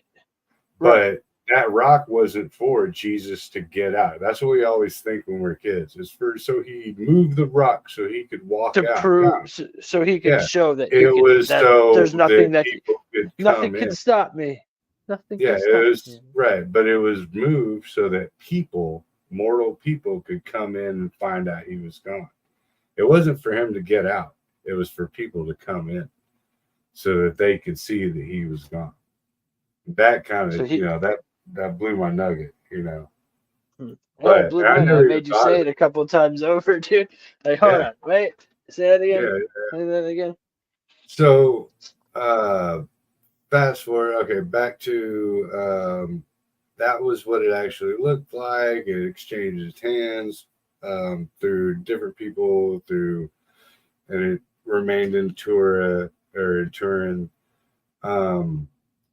1997, these people got a hold of it. There was another fire in 97. And I think that's when I learned about it originally, like late 90s, early 2000s. So let's see. Blah, blah, blah, blah, blah. Where do we get to 1997? Yeah. Okay. A fire possibly caused by arson in the church of Turin threatened the Shroud on the 11th of April, 1997. In 2002, the Holy See had the Shroud restored, cloth backing, 30 patches removed, making it possible for a photograph to scan the reverse side of the cloth. So now what we're going to get into is, before we go any freaking further, the weird part about this Shroud. So these after this happened, these dudes. Did you want me to pull something up, or you got it? No, I got it. Okay, cool.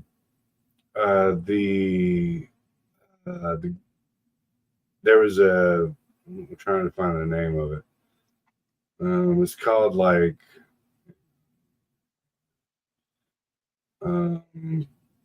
okay.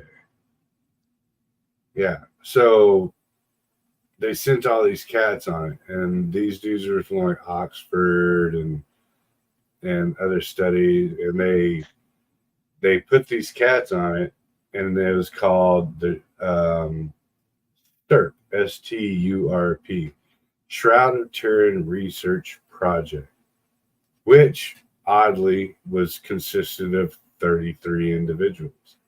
We always see that. Gil. Yeah. So they actually, so I can get off the footnotes because I know this shit. So Gil's about to think you're a Mason, bro. No, I'm not. He's good. But it is, the Trinity. Blah, blah, blah, 3. I'm totally. Dude, there's a lot of 33 in the Bible, to be honest. Yeah. Everything's 33. Is that why the number 33 is so damn prominent? Well, I think if you go back to so whenever Christ actually died on the cross and the earthquake shook through the world, that geographically, that earthquake was biblically dated to April 3rd, year AD, 33 AD. So 333.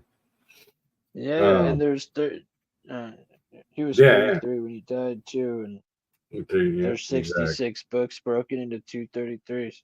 Right, exactly. So where was I? So yeah, these cats started. They actually were taking like samples of it, and what they found on it was they were using like adhesive tape to pull. They found hemoglobin, which means there was blood. They found bile on it, which was they found vanillum, which is like from vanilla, like a coating on the edges of it. And they also found some kind of like, don't unquote me, but it's black like goo. No, like a protein that only comes from human blood. So they were I like, thought it yeah, was like a black goo for some reason. It looked nah. like it was. So, yeah, so, but they found that stuff where they found it wasn't part of this image. Like the image itself wasn't made of blood. Like there was patches and pools of blood on the image, like especially on the head, in the rib cage area, on the wrists, and on the feet, which dictated someone actually was bleeding from wounds of that nature. But the rest of it, it wasn't paint because like the fibers weren't stuck together. There wasn't any sign of any kind of because back then they used to use like flowers and shit like that to make patterns, like how you talk like Native Americans used to do, where they use like, that's why it's called the Indian paintbrush. So they'd use plants and plant material, but there was no plant material found in it. There was no dust in between the threads, nor were the threads stuck together. So no type of markings were actually inside of this thing, inside of the fabrics of it. Right. It's true. It didn't seem that big of a deal until this one dude took it and he put it under a spectroglass, different filters. Let's just put it that way, because I'll butcher the name. So this dude actually took it and he put it under different filters so you could see negative images of it. And we get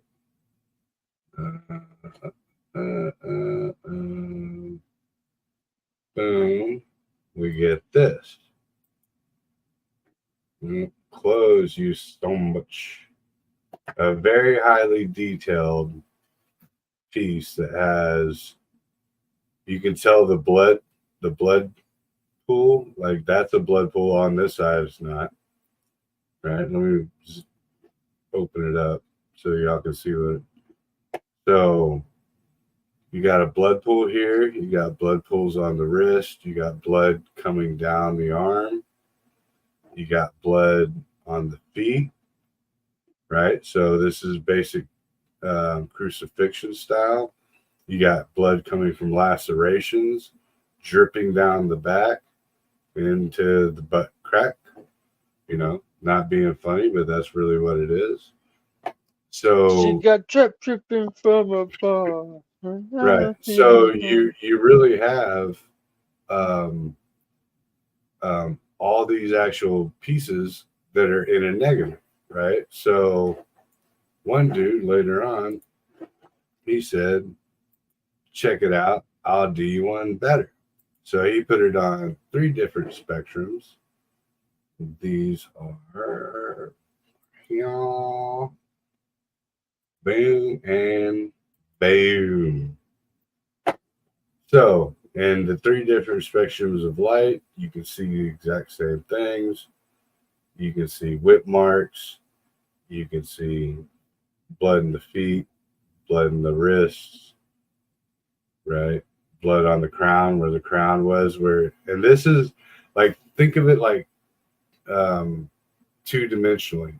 So like if you're laying on your back on a in a sheet, your blood's going to pour. It's going to pour out, as you lay there, right? Your knees are bent, right? Whole 9 yards. Also, it came to a point where there were the depressions of where the blood matted on this shroud where it was actually like concentrated, turned into how the body was shaped and contorted on the piece. So like you're laying on a sheet, say if your knees are up, you're gonna get droplets. If your knees are flat, you're gonna get pools of blood, right? So then there are dun dun dun. Boom. This would be the 3D model of how it was actually happening. So you have concentrated blood. What is that? What? There's a bunch of these are those actually are okay. All right, cause see, I was looking at it through my phone. I couldn't really see at first. yeah, those are laceration. Yeah, those are laceration marks. I was like, Yes. what is Right. going on?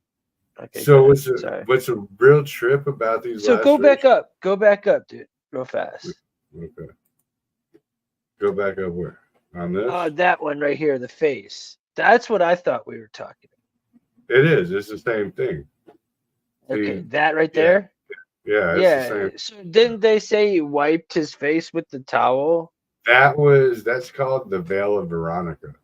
That's totally Okay. different. But yeah. This is just showing you how on the shroud how blood concentrated into pools. So like on the front, like if you're looking at this piece, how it would concentrate on the back from the back lacerations, how it would be lighter in the front because it's laid on them and it's not absorbing the blood that's flowing out from underneath them. That's that perception of it. So also there's this other crazy shit about that. If you take a 3D image with a 3D like camera and you take a 2D image and you pop it on, it won't come out. It literally will not. The Shroud of Turin, if you put a 3D camera on it, it will pop out a 3D object. So the three theories about it were that one, it was high energy UV ray that we cannot produce today, even with our own technology, that would produce basically like a snapshot or like a beam of light within 40th billionth of a second. So you're talking think of like a camera, flash, but 40 billionth of a second and higher than any UV ray that we can produce ourselves. The second was a corona emission, like the same way the sun, but that would have to come from the outside. So if he was inside the cloth, it would have came from the outside and pulled the image outward. So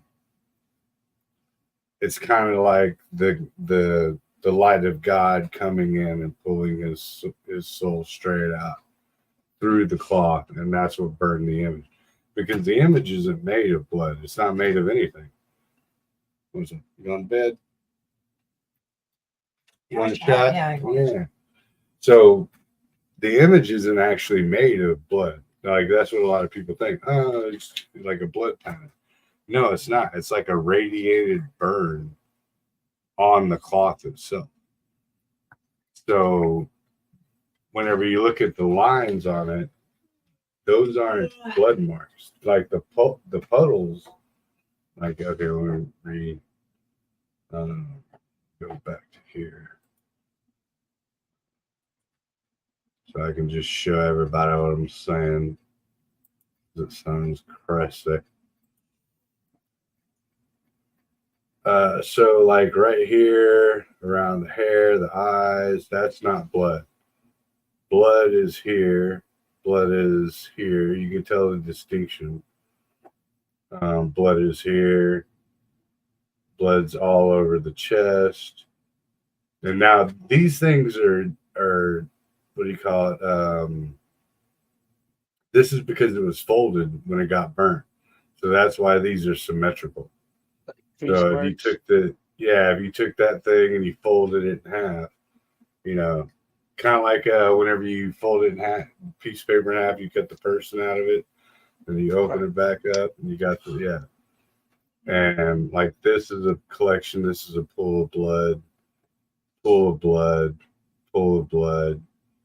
But the rest of it, this is not blood. It's not hemoglobin. It's not anything. It's like basically burnt into the material.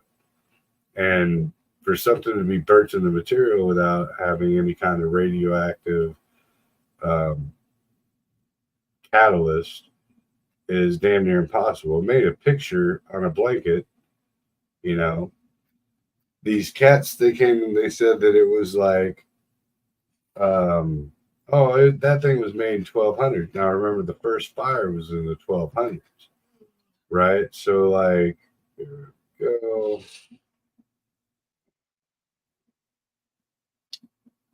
Boom. Maybe it's over here. The first pieces that were pulled in the 1200s were when they did the testing on it, they clipped the edges.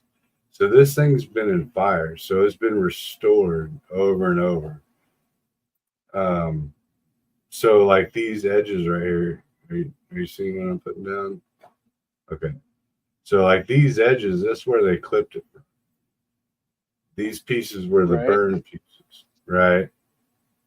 So like right here, you see how when it turns white, you can see the actual white squares in the corners. That's where they took the carbon dating pieces from. Who's they? By the way, it was some dudes from like the British something. Forgot who they were. Trustworthy? No, they were trying to disprove it. I mean, I guess they're trustworthy because they're trying to do science. So I'm not going to kick them out of bed about it. But they were just literally. Science, so I'll be that guy.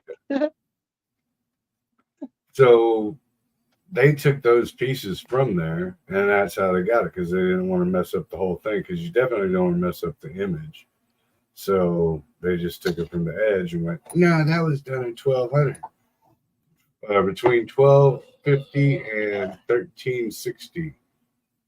Now, if it was really done then, if it got burnt in the 1200s and you're trying to repair it, then it's going to be repaired between 1250 and 1360 on those edges. You know what I mean? To make it back where it was. But what it really comes to the fact is that you can literally go. You can literally go from a 2D image to a 3D image, and you can actually start bringing it in through a 3D camera, and you can start seeing more and more detail. You can see details on the mustache, the face, and no, it's not a paint. Once again, it's not a paint. It's not a pigment. It's not dust. It's not flowers. It's not ink. It's none of the above. And it turns a 2D image into a 3D image right in front of your face. And it's documented. See, look at that. Boom, boom. Just like what that would be. Right? Up and over. And it's documented in the Bible as well. One of them says that what caused the radiation was the earthquake when Christ died on the crucifix. I don't buy that because he wasn't wrapped in the shroud yet.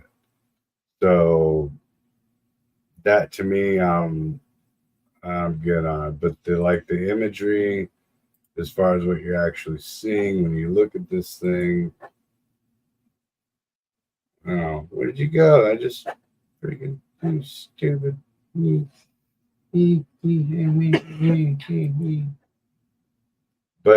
the image you changed. But yeah, the image you You have changed. the same. What image do you need? What are you trying to get up there? No, see, like, look. So this is Right how it now, looks. what I see is just some bald headed motherfucker. Oh, dude, am I not sharing? Nah, man. I'm like, Oh, am I tripping or what, my dude? That's why I said, what you need, bro? oh, my bad. My bad. You got us all effed up here. We're all Hang like, on. what? My We're looking bad. at George Costanza over here.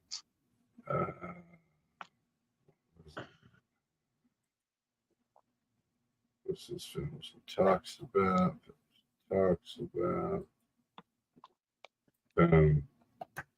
So original, right? You can see his face, barely, kind of, sort of. Put a negative image on it, and you're seeing complete detailed. You're seeing blood pools, beard. Like his Couldn't beard they did pull turn. strains and test it? Test the Yeah, blood. yeah, Like, is that yeah. what got? Is that what we're talking about? That got pulled, where they found that there was only female chromosomes. No, that was that other cat That was the dude that found his blood that under found the under cross. the crucifixion Nighty site. night, Jen.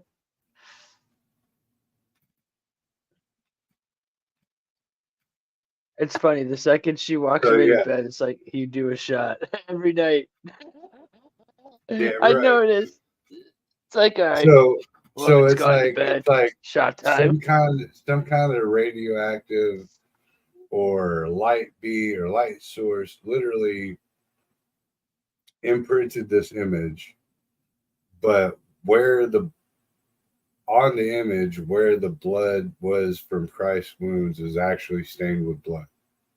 But the technology to imprint image like that on a cloth, we still couldn't duplicate today.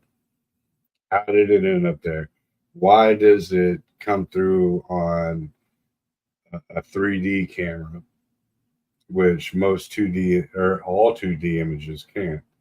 So if someone painted it or whatever, or even had a portrait, like if you put a 3D camera on a Mona Lisa, it's never going to pop up and have a face come out of it.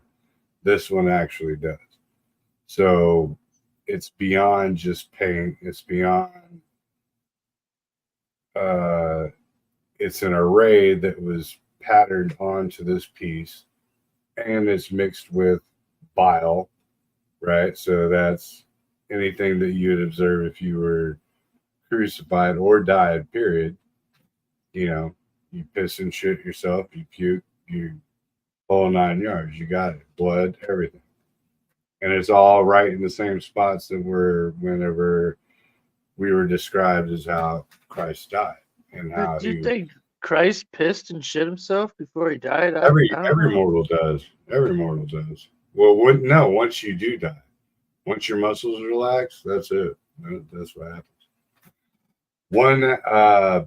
And so that's the Shroud of Turin. Dang, man. One messed up thing I learned just recently, and I'm gonna put it I in thought here. Jesus was like women, that he never took a poop. No, he's not Kim Jong Un. So one thing I actually learned, okay. So back in the day, Romans were the first ones to create toiletry, like a toilet system. So they'd have these holes built like on a bench. So you'd have a bench with a hole and a hole and a hole and a hole. So that's where you shit, right? And underneath there would be like a water system that would blow the shit out from underneath you and into the thing. They didn't have fucking toilet paper, right? In front of that bench on the ground would be another little water trench, and it would have vinegar and water running through it. There's like a supply, like they'd add vinegar to the water and it flowed through it.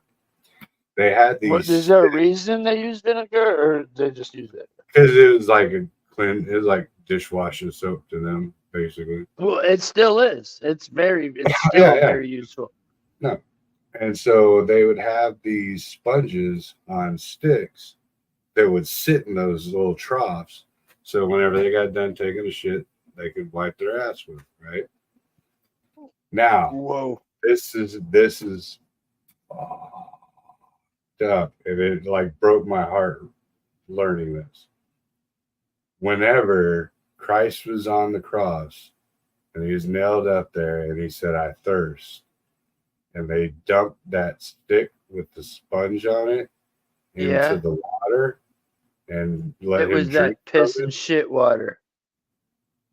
Oh, bro. The dudes used to wipe their asses with. They never dumped showed it in the that in no movies. They never tell you that in nothing. Is that in Nah, scripture? they put it in the wine and they fed him not only not water but wine, and it was a shit bucket. It was shit toilet paper stick that they fed him. Oh Yeah. my! It broke my heart, dude. That literally That breaks my heart and pisses me off just thinking about it. But that's my presentation, man. That's Breezy. I'm gonna go take a leak. Hold them off. I still got another good 25 minutes before I have to roll, but we'll continue. That was I like that topic, man. We'll get into it more. That was what I pulled off the top of my head.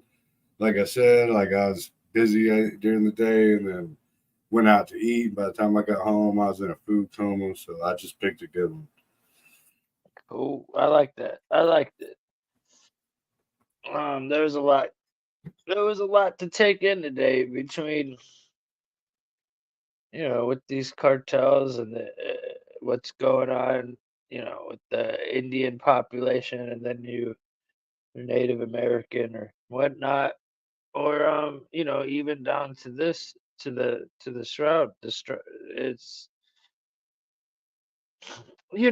for me, there's a lot of I question everything. And I just don't know how authentic it gets the more it gets passed down. A lot of fakeries. I believe and I didn't want to like steal his thunder, but he never mentioned it. But I believe like Leonardo or Michelangelo or one of those artists, did a. Hey, what artist did a mockery of that or like an imitation of it? The what? What artist did a imitation of it that they're trying to claim, or is that the other one I'm thinking of? The Shroud of Turin. Because there's been like so many fakeries of it that you kind of start to lose, track. Because for me, like I totally dig it, but for me, I think from something that old through the years, it gets lost in the sauce, like everything else. Yeah. So I find it hard to believe the real ends up in some scientist hands. Well, no, it wasn't. It was scientists, but they were appointed by whoever was holding it. So they were like, "Yeah, y'all can come check it out." Yeah, but it still ended up. But it still ended up in some weirdo's hands. Like I don't know. I mean, because he's trying to disprove it, if I'm not correct. No, the one. Did he ever prove or just did it ever get proved or disproved? I don't think it ever. I think it's been more disproved than proved. But it's all about where you're fat. No, those dudes. So the Stirp. Okay, so the Stirp dudes were the ones that like. Called it the as Stirp far. Dudes sound kind of shady. They No, kind of those remind. were- They sound were not. like- This is my opinion. They sound like They kind of sound like what we would call the Smithsonian. Well, no, the other dudes were. So the Stirp dudes were like, look, here's what we found. We found blood. We found, no evidence of ink. We found no evidence of this and that. And then these two bloody bastards come along and they're like, no, we took pieces of it. We took little pieces of the corners and yada, yada, yada. And like, let's see. They're like, man, see, we took it there. Yeah, like even Pope Francis referred to it as icon of a man scourged and crucified. So like, even the Catholics were like, man, we're not going to fully commit to it. But whenever they started doing like the radiation test or whatever, but Pope Francis commits to like little boys, so right, I don't exactly, really subscribe to anything he's. So that's what I'm trying to get at. Who are we? Like. Yeah. What I got from it is that like all the bad guys that we consider bad guys are saying no. And all the dudes that are like, nah, we're just telling you facts are saying yes. Like, that's when it comes to religion. So wait a minute. Hold on. There's a division, you're saying? Yeah, absolutely. Yeah. Are you shockingly? No, dun, dun, no. dun. Yeah. Division. So, division. So there's a whole side fighting against the fact. There's a whole side that's going, we don't care what either side way. do you lie on? I think that okay, just by my thing. Yeah. I think that the facial features are accurate for that time and period. Even if it was just a regular crucifixion of a regular dude, there wouldn't be the blood from the crown of thorns evidence. There wouldn't be blood from the spear to the side, because even when what was his name, Castanation or whatever, the dude that speared Christ, when they were like, no way he died in 3 hours. There's another 3. He died in 3 hours. They're like, no way, he's dead. Spear him. And he was even like, dude, what? Dude, he's obviously dead. We didn't even have to break his legs. Because usually what they would do is after you live so long, they would break your legs so that when your body weight would fall and it would start suffocating your lungs. You can't like hold yourself up with your legs. Right, exactly. Because that's what you do is you get up and you breathe for a little bit. Man, that's so horrible when you think about it. That's just cruel. And also, if you notice the blood pools, they were actually in the wrist, not in the hands, like a lot of modern day crucifixion portraits are painted. They have the nails going through the palms. That would just rip through your fingers, like instantly. What they did is they locked it, and you can do it with your own fingers. You can lock right here where those two bones meet, and you're not going anywhere. Like it'll lock right freaking there. That's exactly like where your watch sits. That's exactly where the blood pools are on that. So that tells me it's the points of bleeding are in a historically accurate spot for an actual crucifixion. The blood on the crown of thorns points to Christ. The spearing in the side points to Christ. The non-broken legs points to Christ, because everyone else, their legs were broken. So now we have pieces of evidence that actually shows this was a normal crucifixion with abnormal pieces that are in it. Like, why is he bleeding from the head? Why is he bleeding from the side? Why aren't his legs broken like everybody else's? Why was the original documentation. Is this like documented that they didn't break his legs? Mm-hmm. That's in the Bible. That's because he died faster than he would have. Normally, he would have like lived hours, if not days, like a day longer. Yeah. Right. Yeah. Until he got tired of doing this, bringing himself up. Right. Until he got tired of doing the Jane Fonda, he would have been, straight up. But he gave his life over to God. That's where he said into your comatose. Sorry, and I've had a long day and I'm really tired and suffering from food. Into your hands I commit my spirit. So Christ actually gave his life up. He didn't die from physical malice, right? He said, because once Christ said, what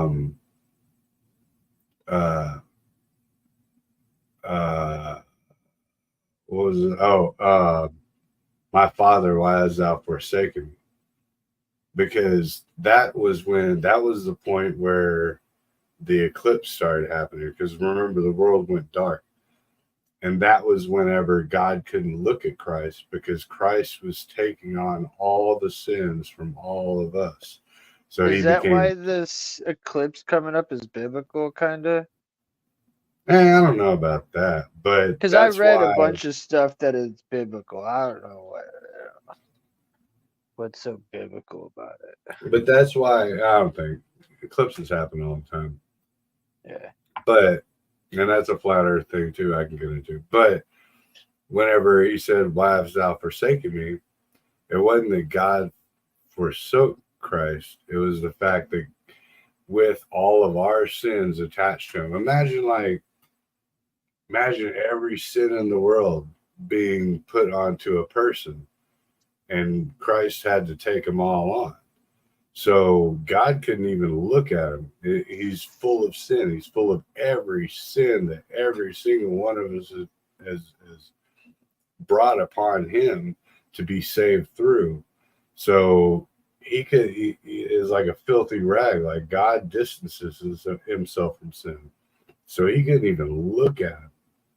And Christ was like, this is the first time in my entire life that you weren't shining down upon me, that you weren't looking at me in reverence, as in being the son, your son, as in being a part of my Father.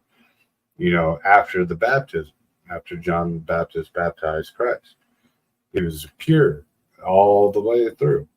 And so he always had the light of God, and he always had God looking down. And then when he absorbed our sins, he became disgusting in God's eyes. But it had to come to fruition that if he didn't die with our sins attached to him, that they would never be attached to him through the way that he was resurrected. They would have never been dragged into hell. That goes into the Dante thing. When that earthquake happened, that was the quake and the crack that ran through. And that's just fictional, but it's a symbology of the way that's how Christ got into hell, stole the keys of hell from Satan, freed all the people that didn't believe in Christ up until that point, because there was no Christ. And the only way you can get to the Father is through the Son. Right. So he had to go and liberate them as well and bring them up. So you totally think there's some real validity to. Now I believe that the Shroud existed at some point, but you believe there's some real validity to all this. Yeah, absolutely. And even if they like locked the real one away, like in the Vatican Smithsonian style, it was there. And it happened. Wasn't there rumors it was in the cathedral?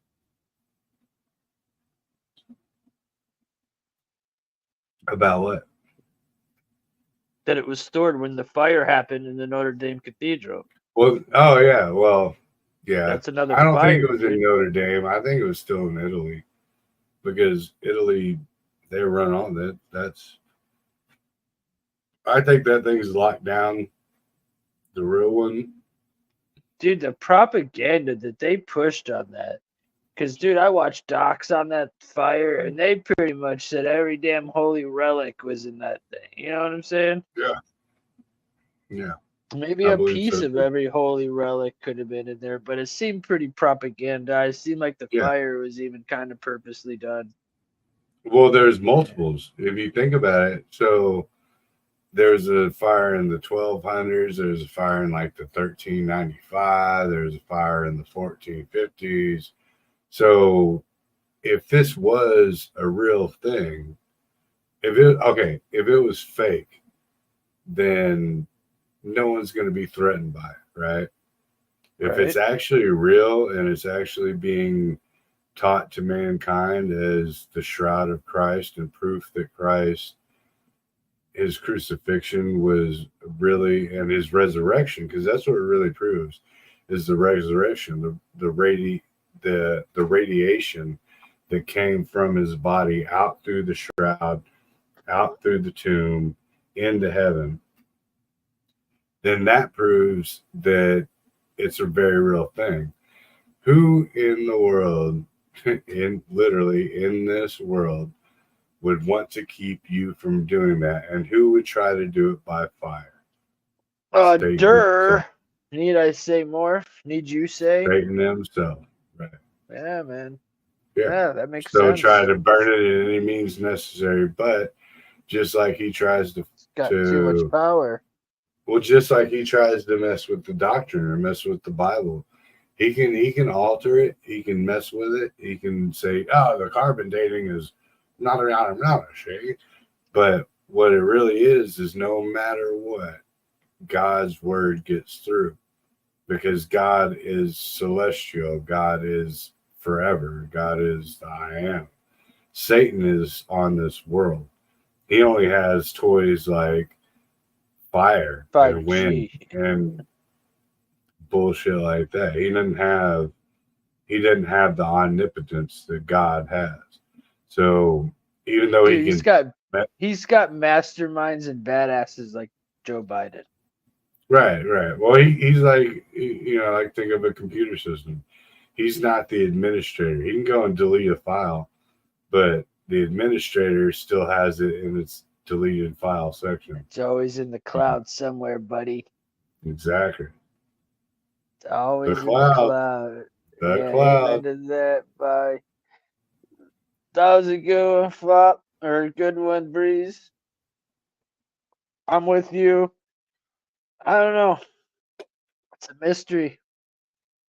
Yeah, absolutely. And that's what we do. We look at I'm definitely not gonna sit here and say, "Oh, that's crap," because I totally am neither. I'm more leaning towards it being real than fake. Yeah. But I'm not gonna rule either side out. I'm not gonna rule the one side out because people like to fake history. But Absolutely. I do, with all the radiation and the way, and it going through so many. But see, then again, going through so many hands, dude. Usually when it goes through so many hands. The thing that gets me is the fact that whenever they got to the point to where they could do those kind of tests on it, it was modern. So it lasted at least that long. Now, after it got to the point where they're taking 3D images and they were doing, carbon fiber testing and blah, blah, blah, and all this other shit, then absolutely the Vatican or anybody, not just the Vatican, but anybody could have been like, "Oh, yep, we're wrapping that up, putting it back in the, we're going to put that in the cellar and no one's ever going to see it again. And we're going to make a fake and we're going to, put that on display. That way, if later on we can rewrite history and go, no, we've had these cats come in and they definitively proved it wrong." But up until then, you got to think about it. Up until then, it's just a sheet with markings. Like, there's no scientist saying that, yeah, this is actually, look, man. Trust me, if they could say no, there's no yes or no, but if they could say no, they would for sure discredit. Oh, yeah. Yeah, because that's in the that's in the Hassatan's point. But I think the main point of it all is honestly, all right, honestly, Christ believed in God without evidence of proof and through faith and belief. And that's what he taught us to do.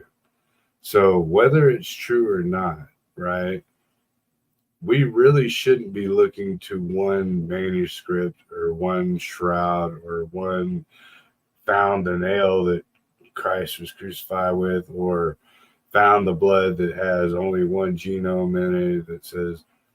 It's really, you go with God through Christ from faith and belief and understanding of his word. That's all you really fucking need. You don't need evidence. You don't need proof. You don't need any of this shit. What you really need is faith, what you believe, what you strongly, fully believe.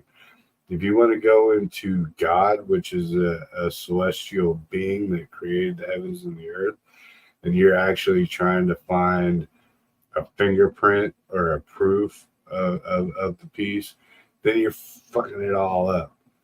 It's not a proof. It's a faith. It's a belief system, and it's what your soul tells you, what your heart tells you, and what you really believe in His word over. We got books left and right. You got the Bible, you got the Quran, you got all these other different religions, the Book of Mormon, you got whatever.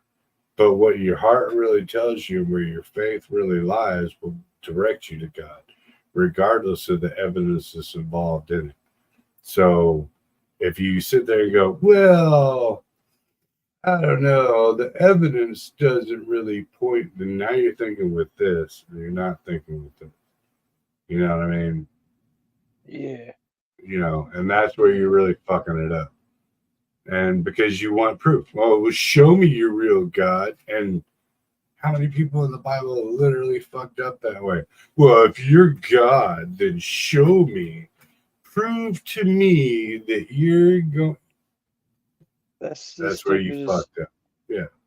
That's where you done fucked up right off the spot. Well, Floppy says you should do a topic on Sodom and Gomorrah still having live sulfur balls there. I heard one day. Yeah. Actually, there's that spot there. They do have, and they have sand that was turned to glass, which is, or so not silicone, but it's siliconite or whatever the fuck it is. That's basically, it had to have such a high heat, almost like a nuclear catastrophe, that turned it into silicose. That's what it is. Turned it into silicose. So the heat was high enough to actually melt the sand damn near into glass. Yeah. That's crazy. I can do that one, Flop. I can do that one. That'd be cool. I'd like to do that one. And the pillar of salt thing is, yeah, that's a good one too. I got a good grip on that. I won't let it out right now, but I got a good grip on it because it wasn't the fact that like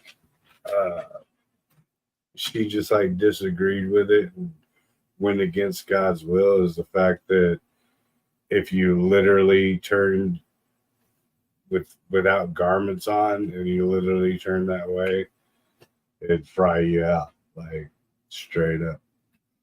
Yeah, we gotta. There's not a lack of topics. Yeah, evidence on the flood. And all right, I'll give y'all one quick one.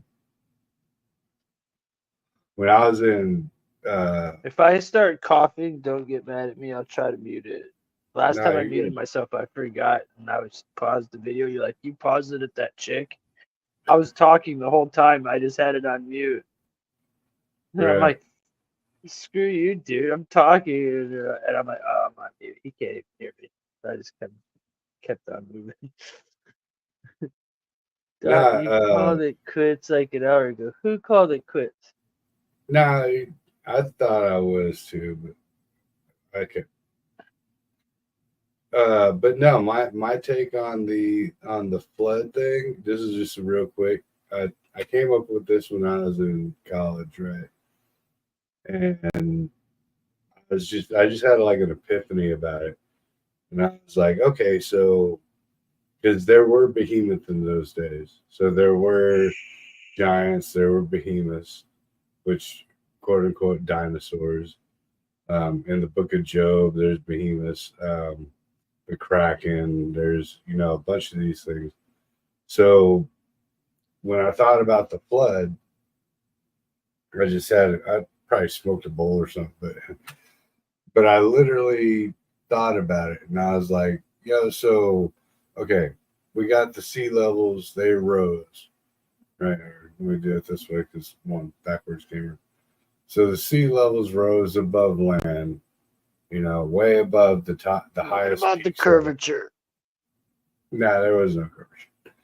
But so whenever these animals, like these dinosaurs or behemoths or whatever you want to call them, when they died, think about anytime you ever get a flood, like have you ever seen like floods that go like above tree limbs, like above a house or something?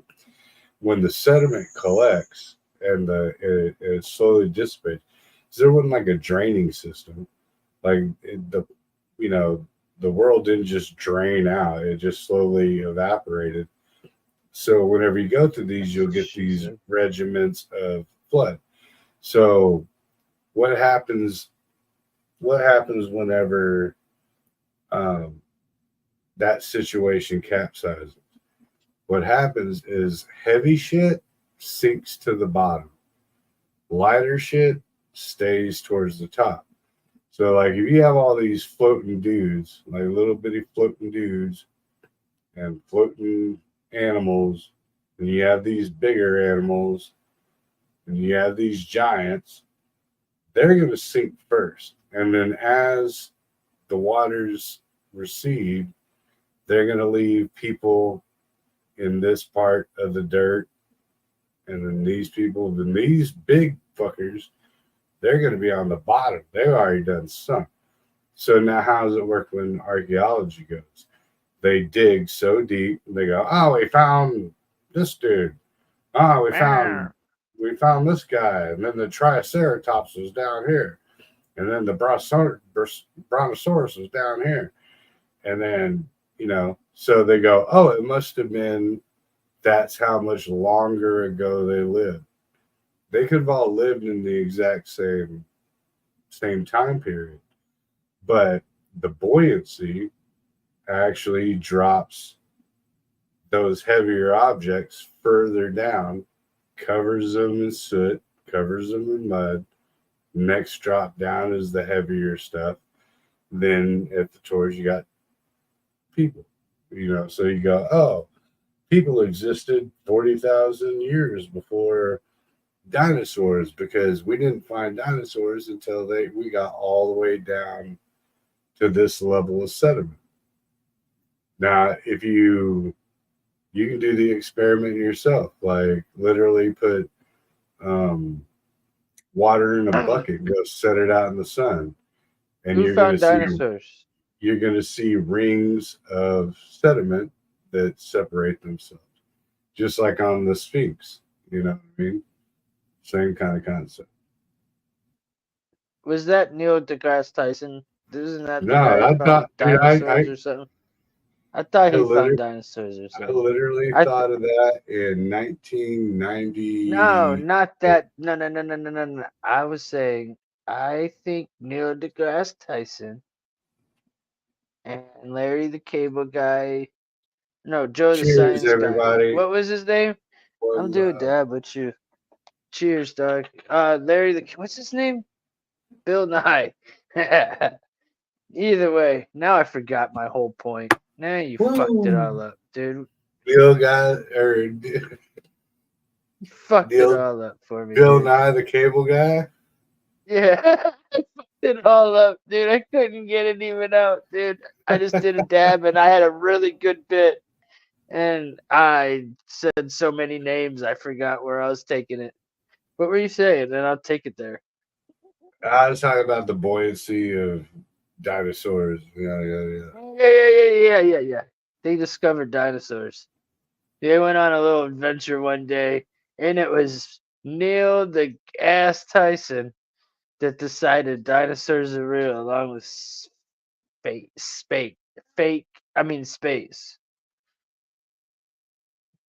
think dinosaurs are real, but they're not what they say they are. I heard Neil deGrasse Tyson's on his like 7th life. Like he's been around back in the Egyptian days. He was telling cats about this shit. That's why he's like that mustache. It contains all types of DNA in that mustache. I think it was just from the fact that they are talked about in the Bible, and if one of the really big things we got to look out for, and it does talk about it in Revelations as well. And to me, in my older age, I've developed megalophobia. So like, it's horrifying for me to even think about the concept. But the Kraken, I mean, not the Kraken, but the Leviathan, which is constituted into the Kraken, but a Kraken would be like a baby Leviathan. But the Leviathan is like on the level of, and if Mickey's still in the chat, like the bloop, because it's a cryptid. But is that why I had no clue what you were talking about? Yeah, dude, the bloop. I'm like, I went straight sideways when he was just talking. I'm like, dude, I never heard this in the Bible before. Yeah, check it out, man. The freaking Leviathan, it was huge. What is it, dude? You can't say something. Is there anybody in the chat that even knows what that even is? Or am I just the only dummy? Don't put yourself out like that, Tim. I don't care. I want to learn. I'm not here to not learn. If I'm going to talk on a subject, I want to learn something. I'm not just sitting here to freaking play Showtime. I'm not getting paid at the end of the day. Okay. What is the Leviathan in the Bible? In the Old Testament, the Leviathan appears in Psalm 74:14, a multi-headed sea serpent that is killed by God, given as food to the Hebrews in the wilderness.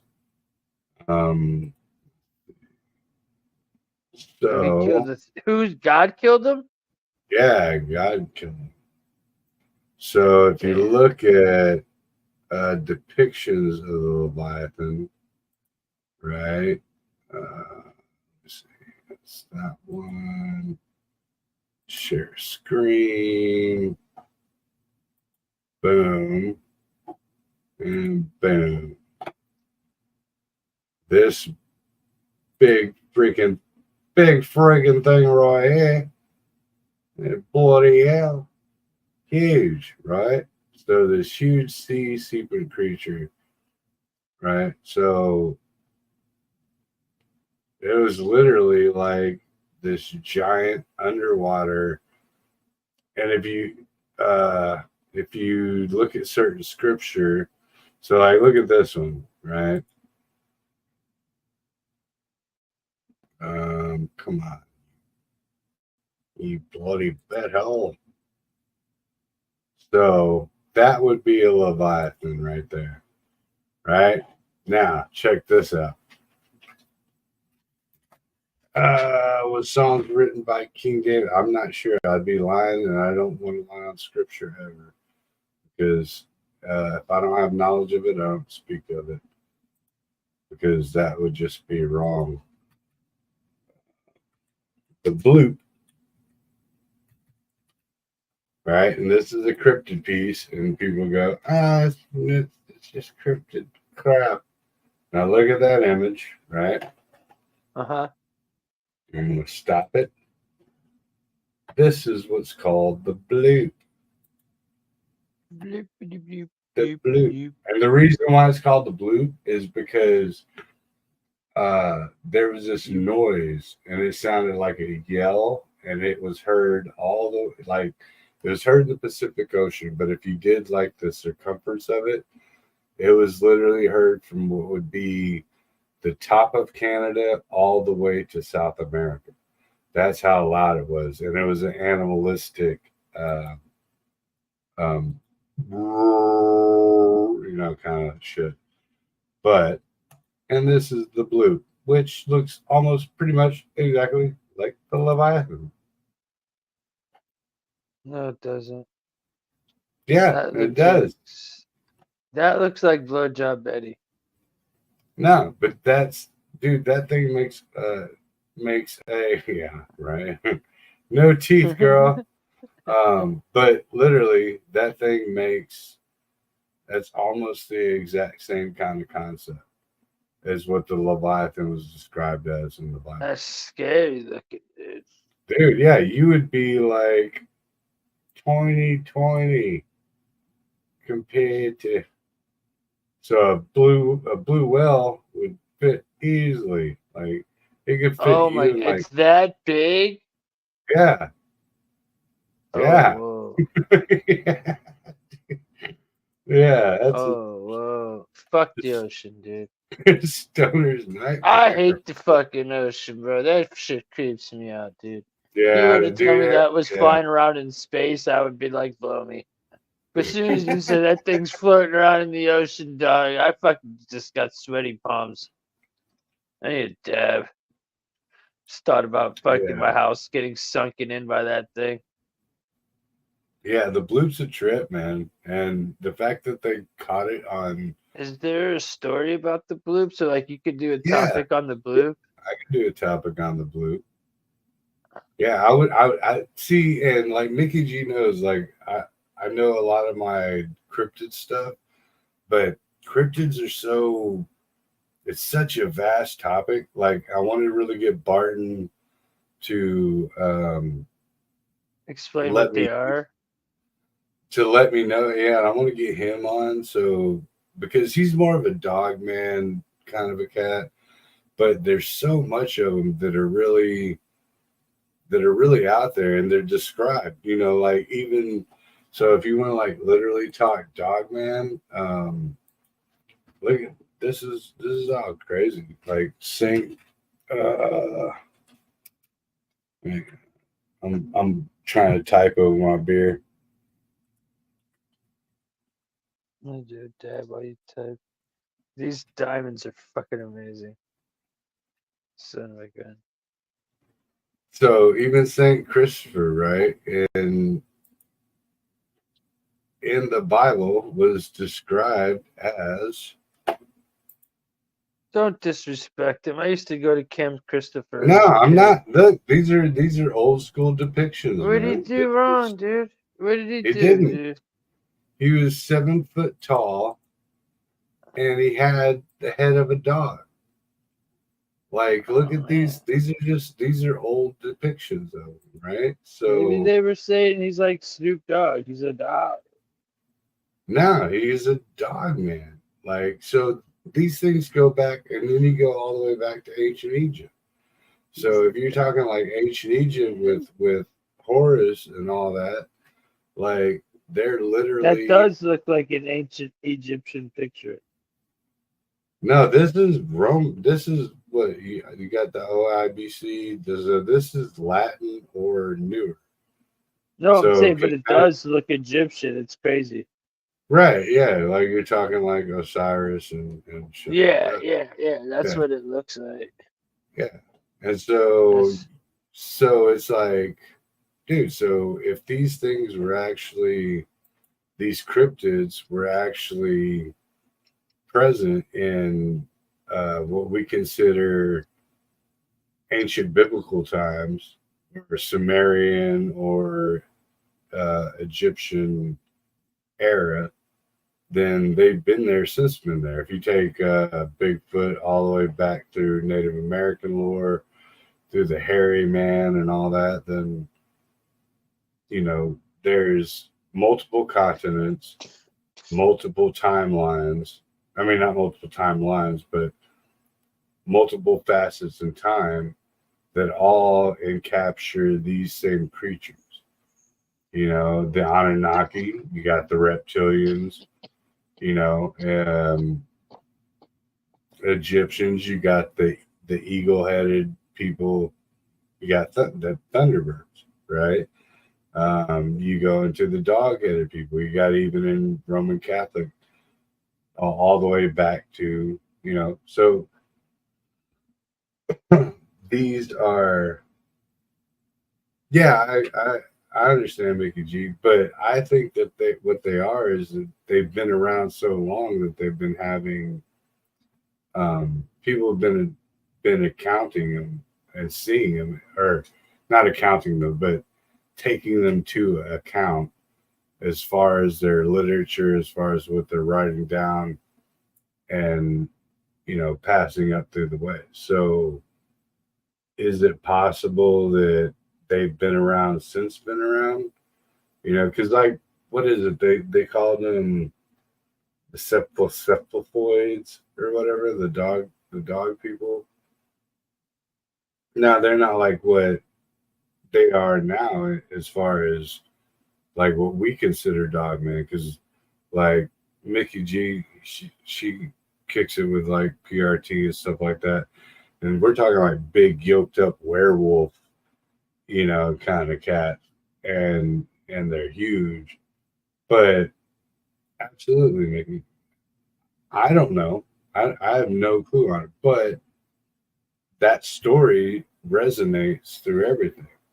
Just like the shadow people, they resonate through from America to Australia, and no one's like propagating it. Rafiq in Pakistan even knew about the Yeah, shadow people. you know about the shadow man, yeah. So it's too what I'm getting at, I guess, is in a long roundabout way, is it's too common for all these people all across the But can't world. some of these things just be myths? I've And seen it Shadow just Man gets too. around the world, and it just gets distorted in each country to a Could different be, version of the could same be, thing. could be. But then you I'm have just people. saying. I'm not saying that's what I'm thinking. I'm just saying though, on both sides of it all. You Yeah, know, absolutely. Yeah, it could be propaganda through time, not but propaganda. I'm just well, saying that's like what it is. stories told You know, down. stories You told know, and like you believe.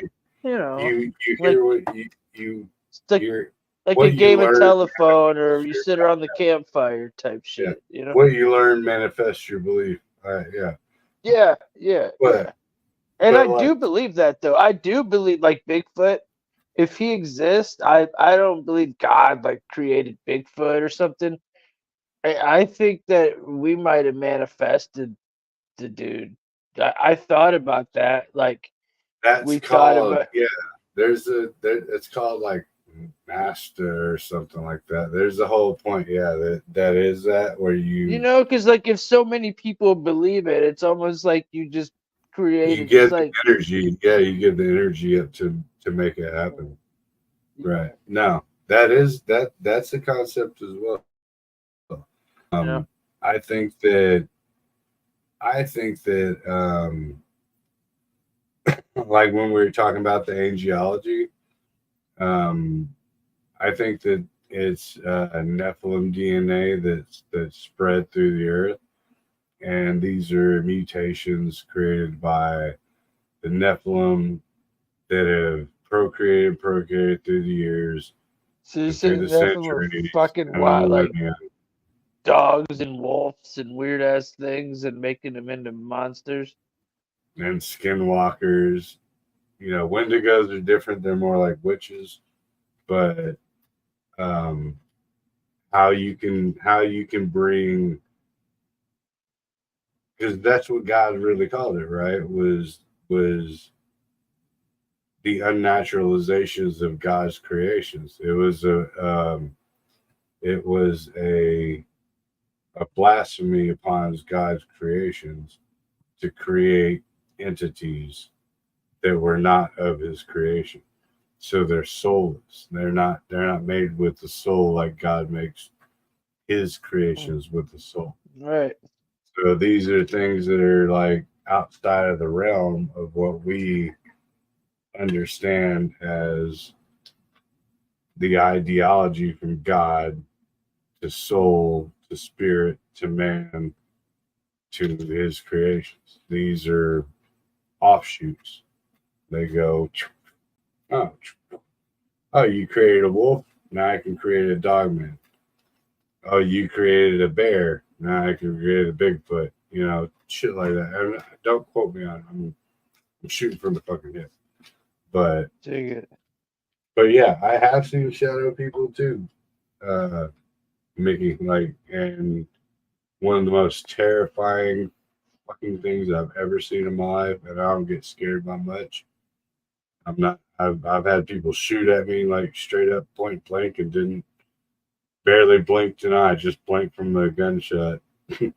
But yeah, that stuff like literally scared the ever living bejeebus out of me.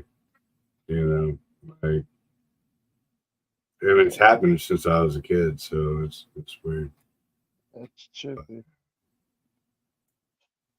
But no, those things they're blacker than ink, dude. They're weird. They're very weird, and I do not like them. Did you say they're blacker than you? Blacker than ink. Ink. I thought you said blacker than me. I'm like, what? I'm not that black, bro. I'm like, damn, bro. You went from fucking red to brown to black in fucking 2 shows.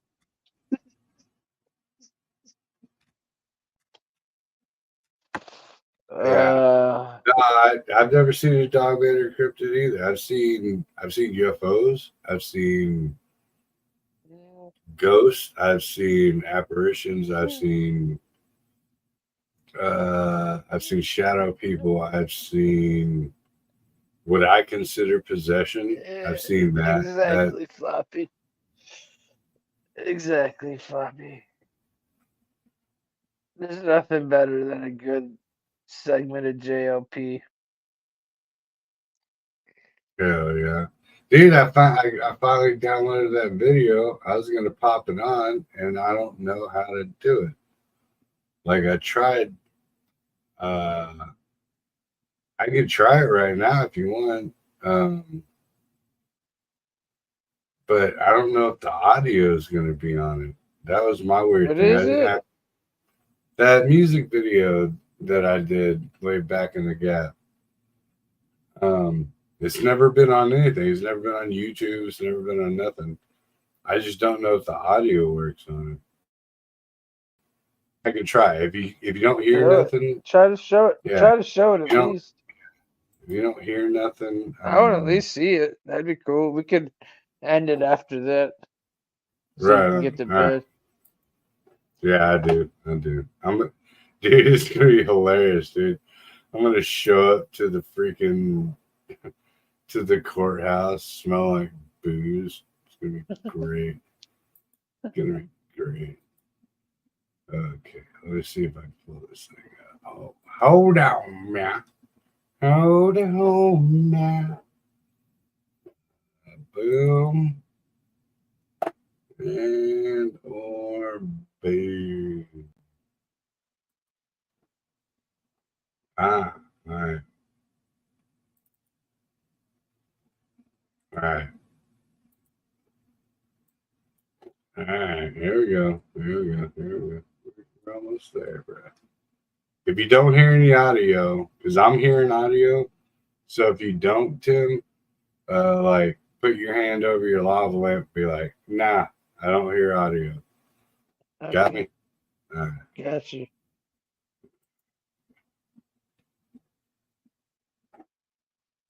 So present. I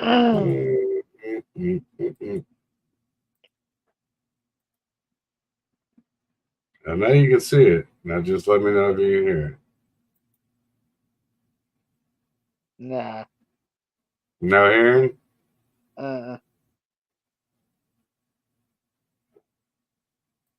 Couldn't hear it at all? No. Bitch bastard. Keep playing it. Nah, it sucks without the music. Is that you standing there in the door? Nah, that's my boy. They're Where are you supposed to at? be. I'm down on Is the that you? bottom of the Oh, there you're sitting on the fucking steps. I see you now. Yeah, there's supposed to be a way where you can share the audio part. Let me give it one more. I mean, I'm gonna leave it right here, but one more shot. Present. You're supposed to do slides. Slides computer. Video animations. Oh, it's because I'm live. So it won't do shit live. Okay, so I know what I gotta do. I gotta get with Joe. I gotta get with Joe and get this put onto a actual MPEG. No, it's a MP4 right now. But I gotta get it put onto an actual link. So like if I wanted to do a video, like right now I could go make a StreamYard video and I could record it on there and it would play, but that would take, another 4 freaking minutes and no one wants to look at my shit. So Wow. yes. Fucking. Well, But everybody, anyway, that was a good. Hope that was a good show for everybody. I'm appreciate those that stuck around and everybody that listened tonight. Mickey G, Floppy. I'm gonna guess Ryan, because Ryan likes to just chill and watch, but I know he's kind of kicking it at least most of the time. thanks, Flappy. I appreciate What it, was bro. that third Dude, person? you're always Thank in a you. quarter, man, and I really appreciate that, dude. You're always down. No doubt. Like one love, for real. Maybe Gil. Is it Gil? It's Ryan. I knew it. Ryan's Love you, always in the brother. back. Ryan's always down. I Mickey. knew he was kicking it. That's my dog. Mickey, Yeah, I'm Mickey, glad love you. Take it y'all easy. have a good night. All three of y'all. We love y'all. Everybody else, we love y'all. Have a good night. Breezy. Yeah, everybody. One love. God bless.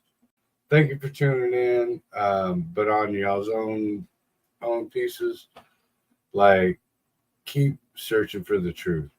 Like keep doing it. What up, dog?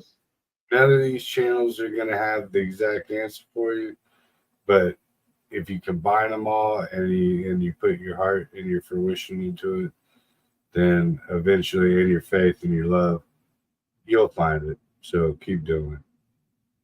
Straight Well up. said. In Well Christ's said. name. Gil, good night to you, brother. Everybody, we'll see you tomorrow. Love y'all. Peace out. Peace.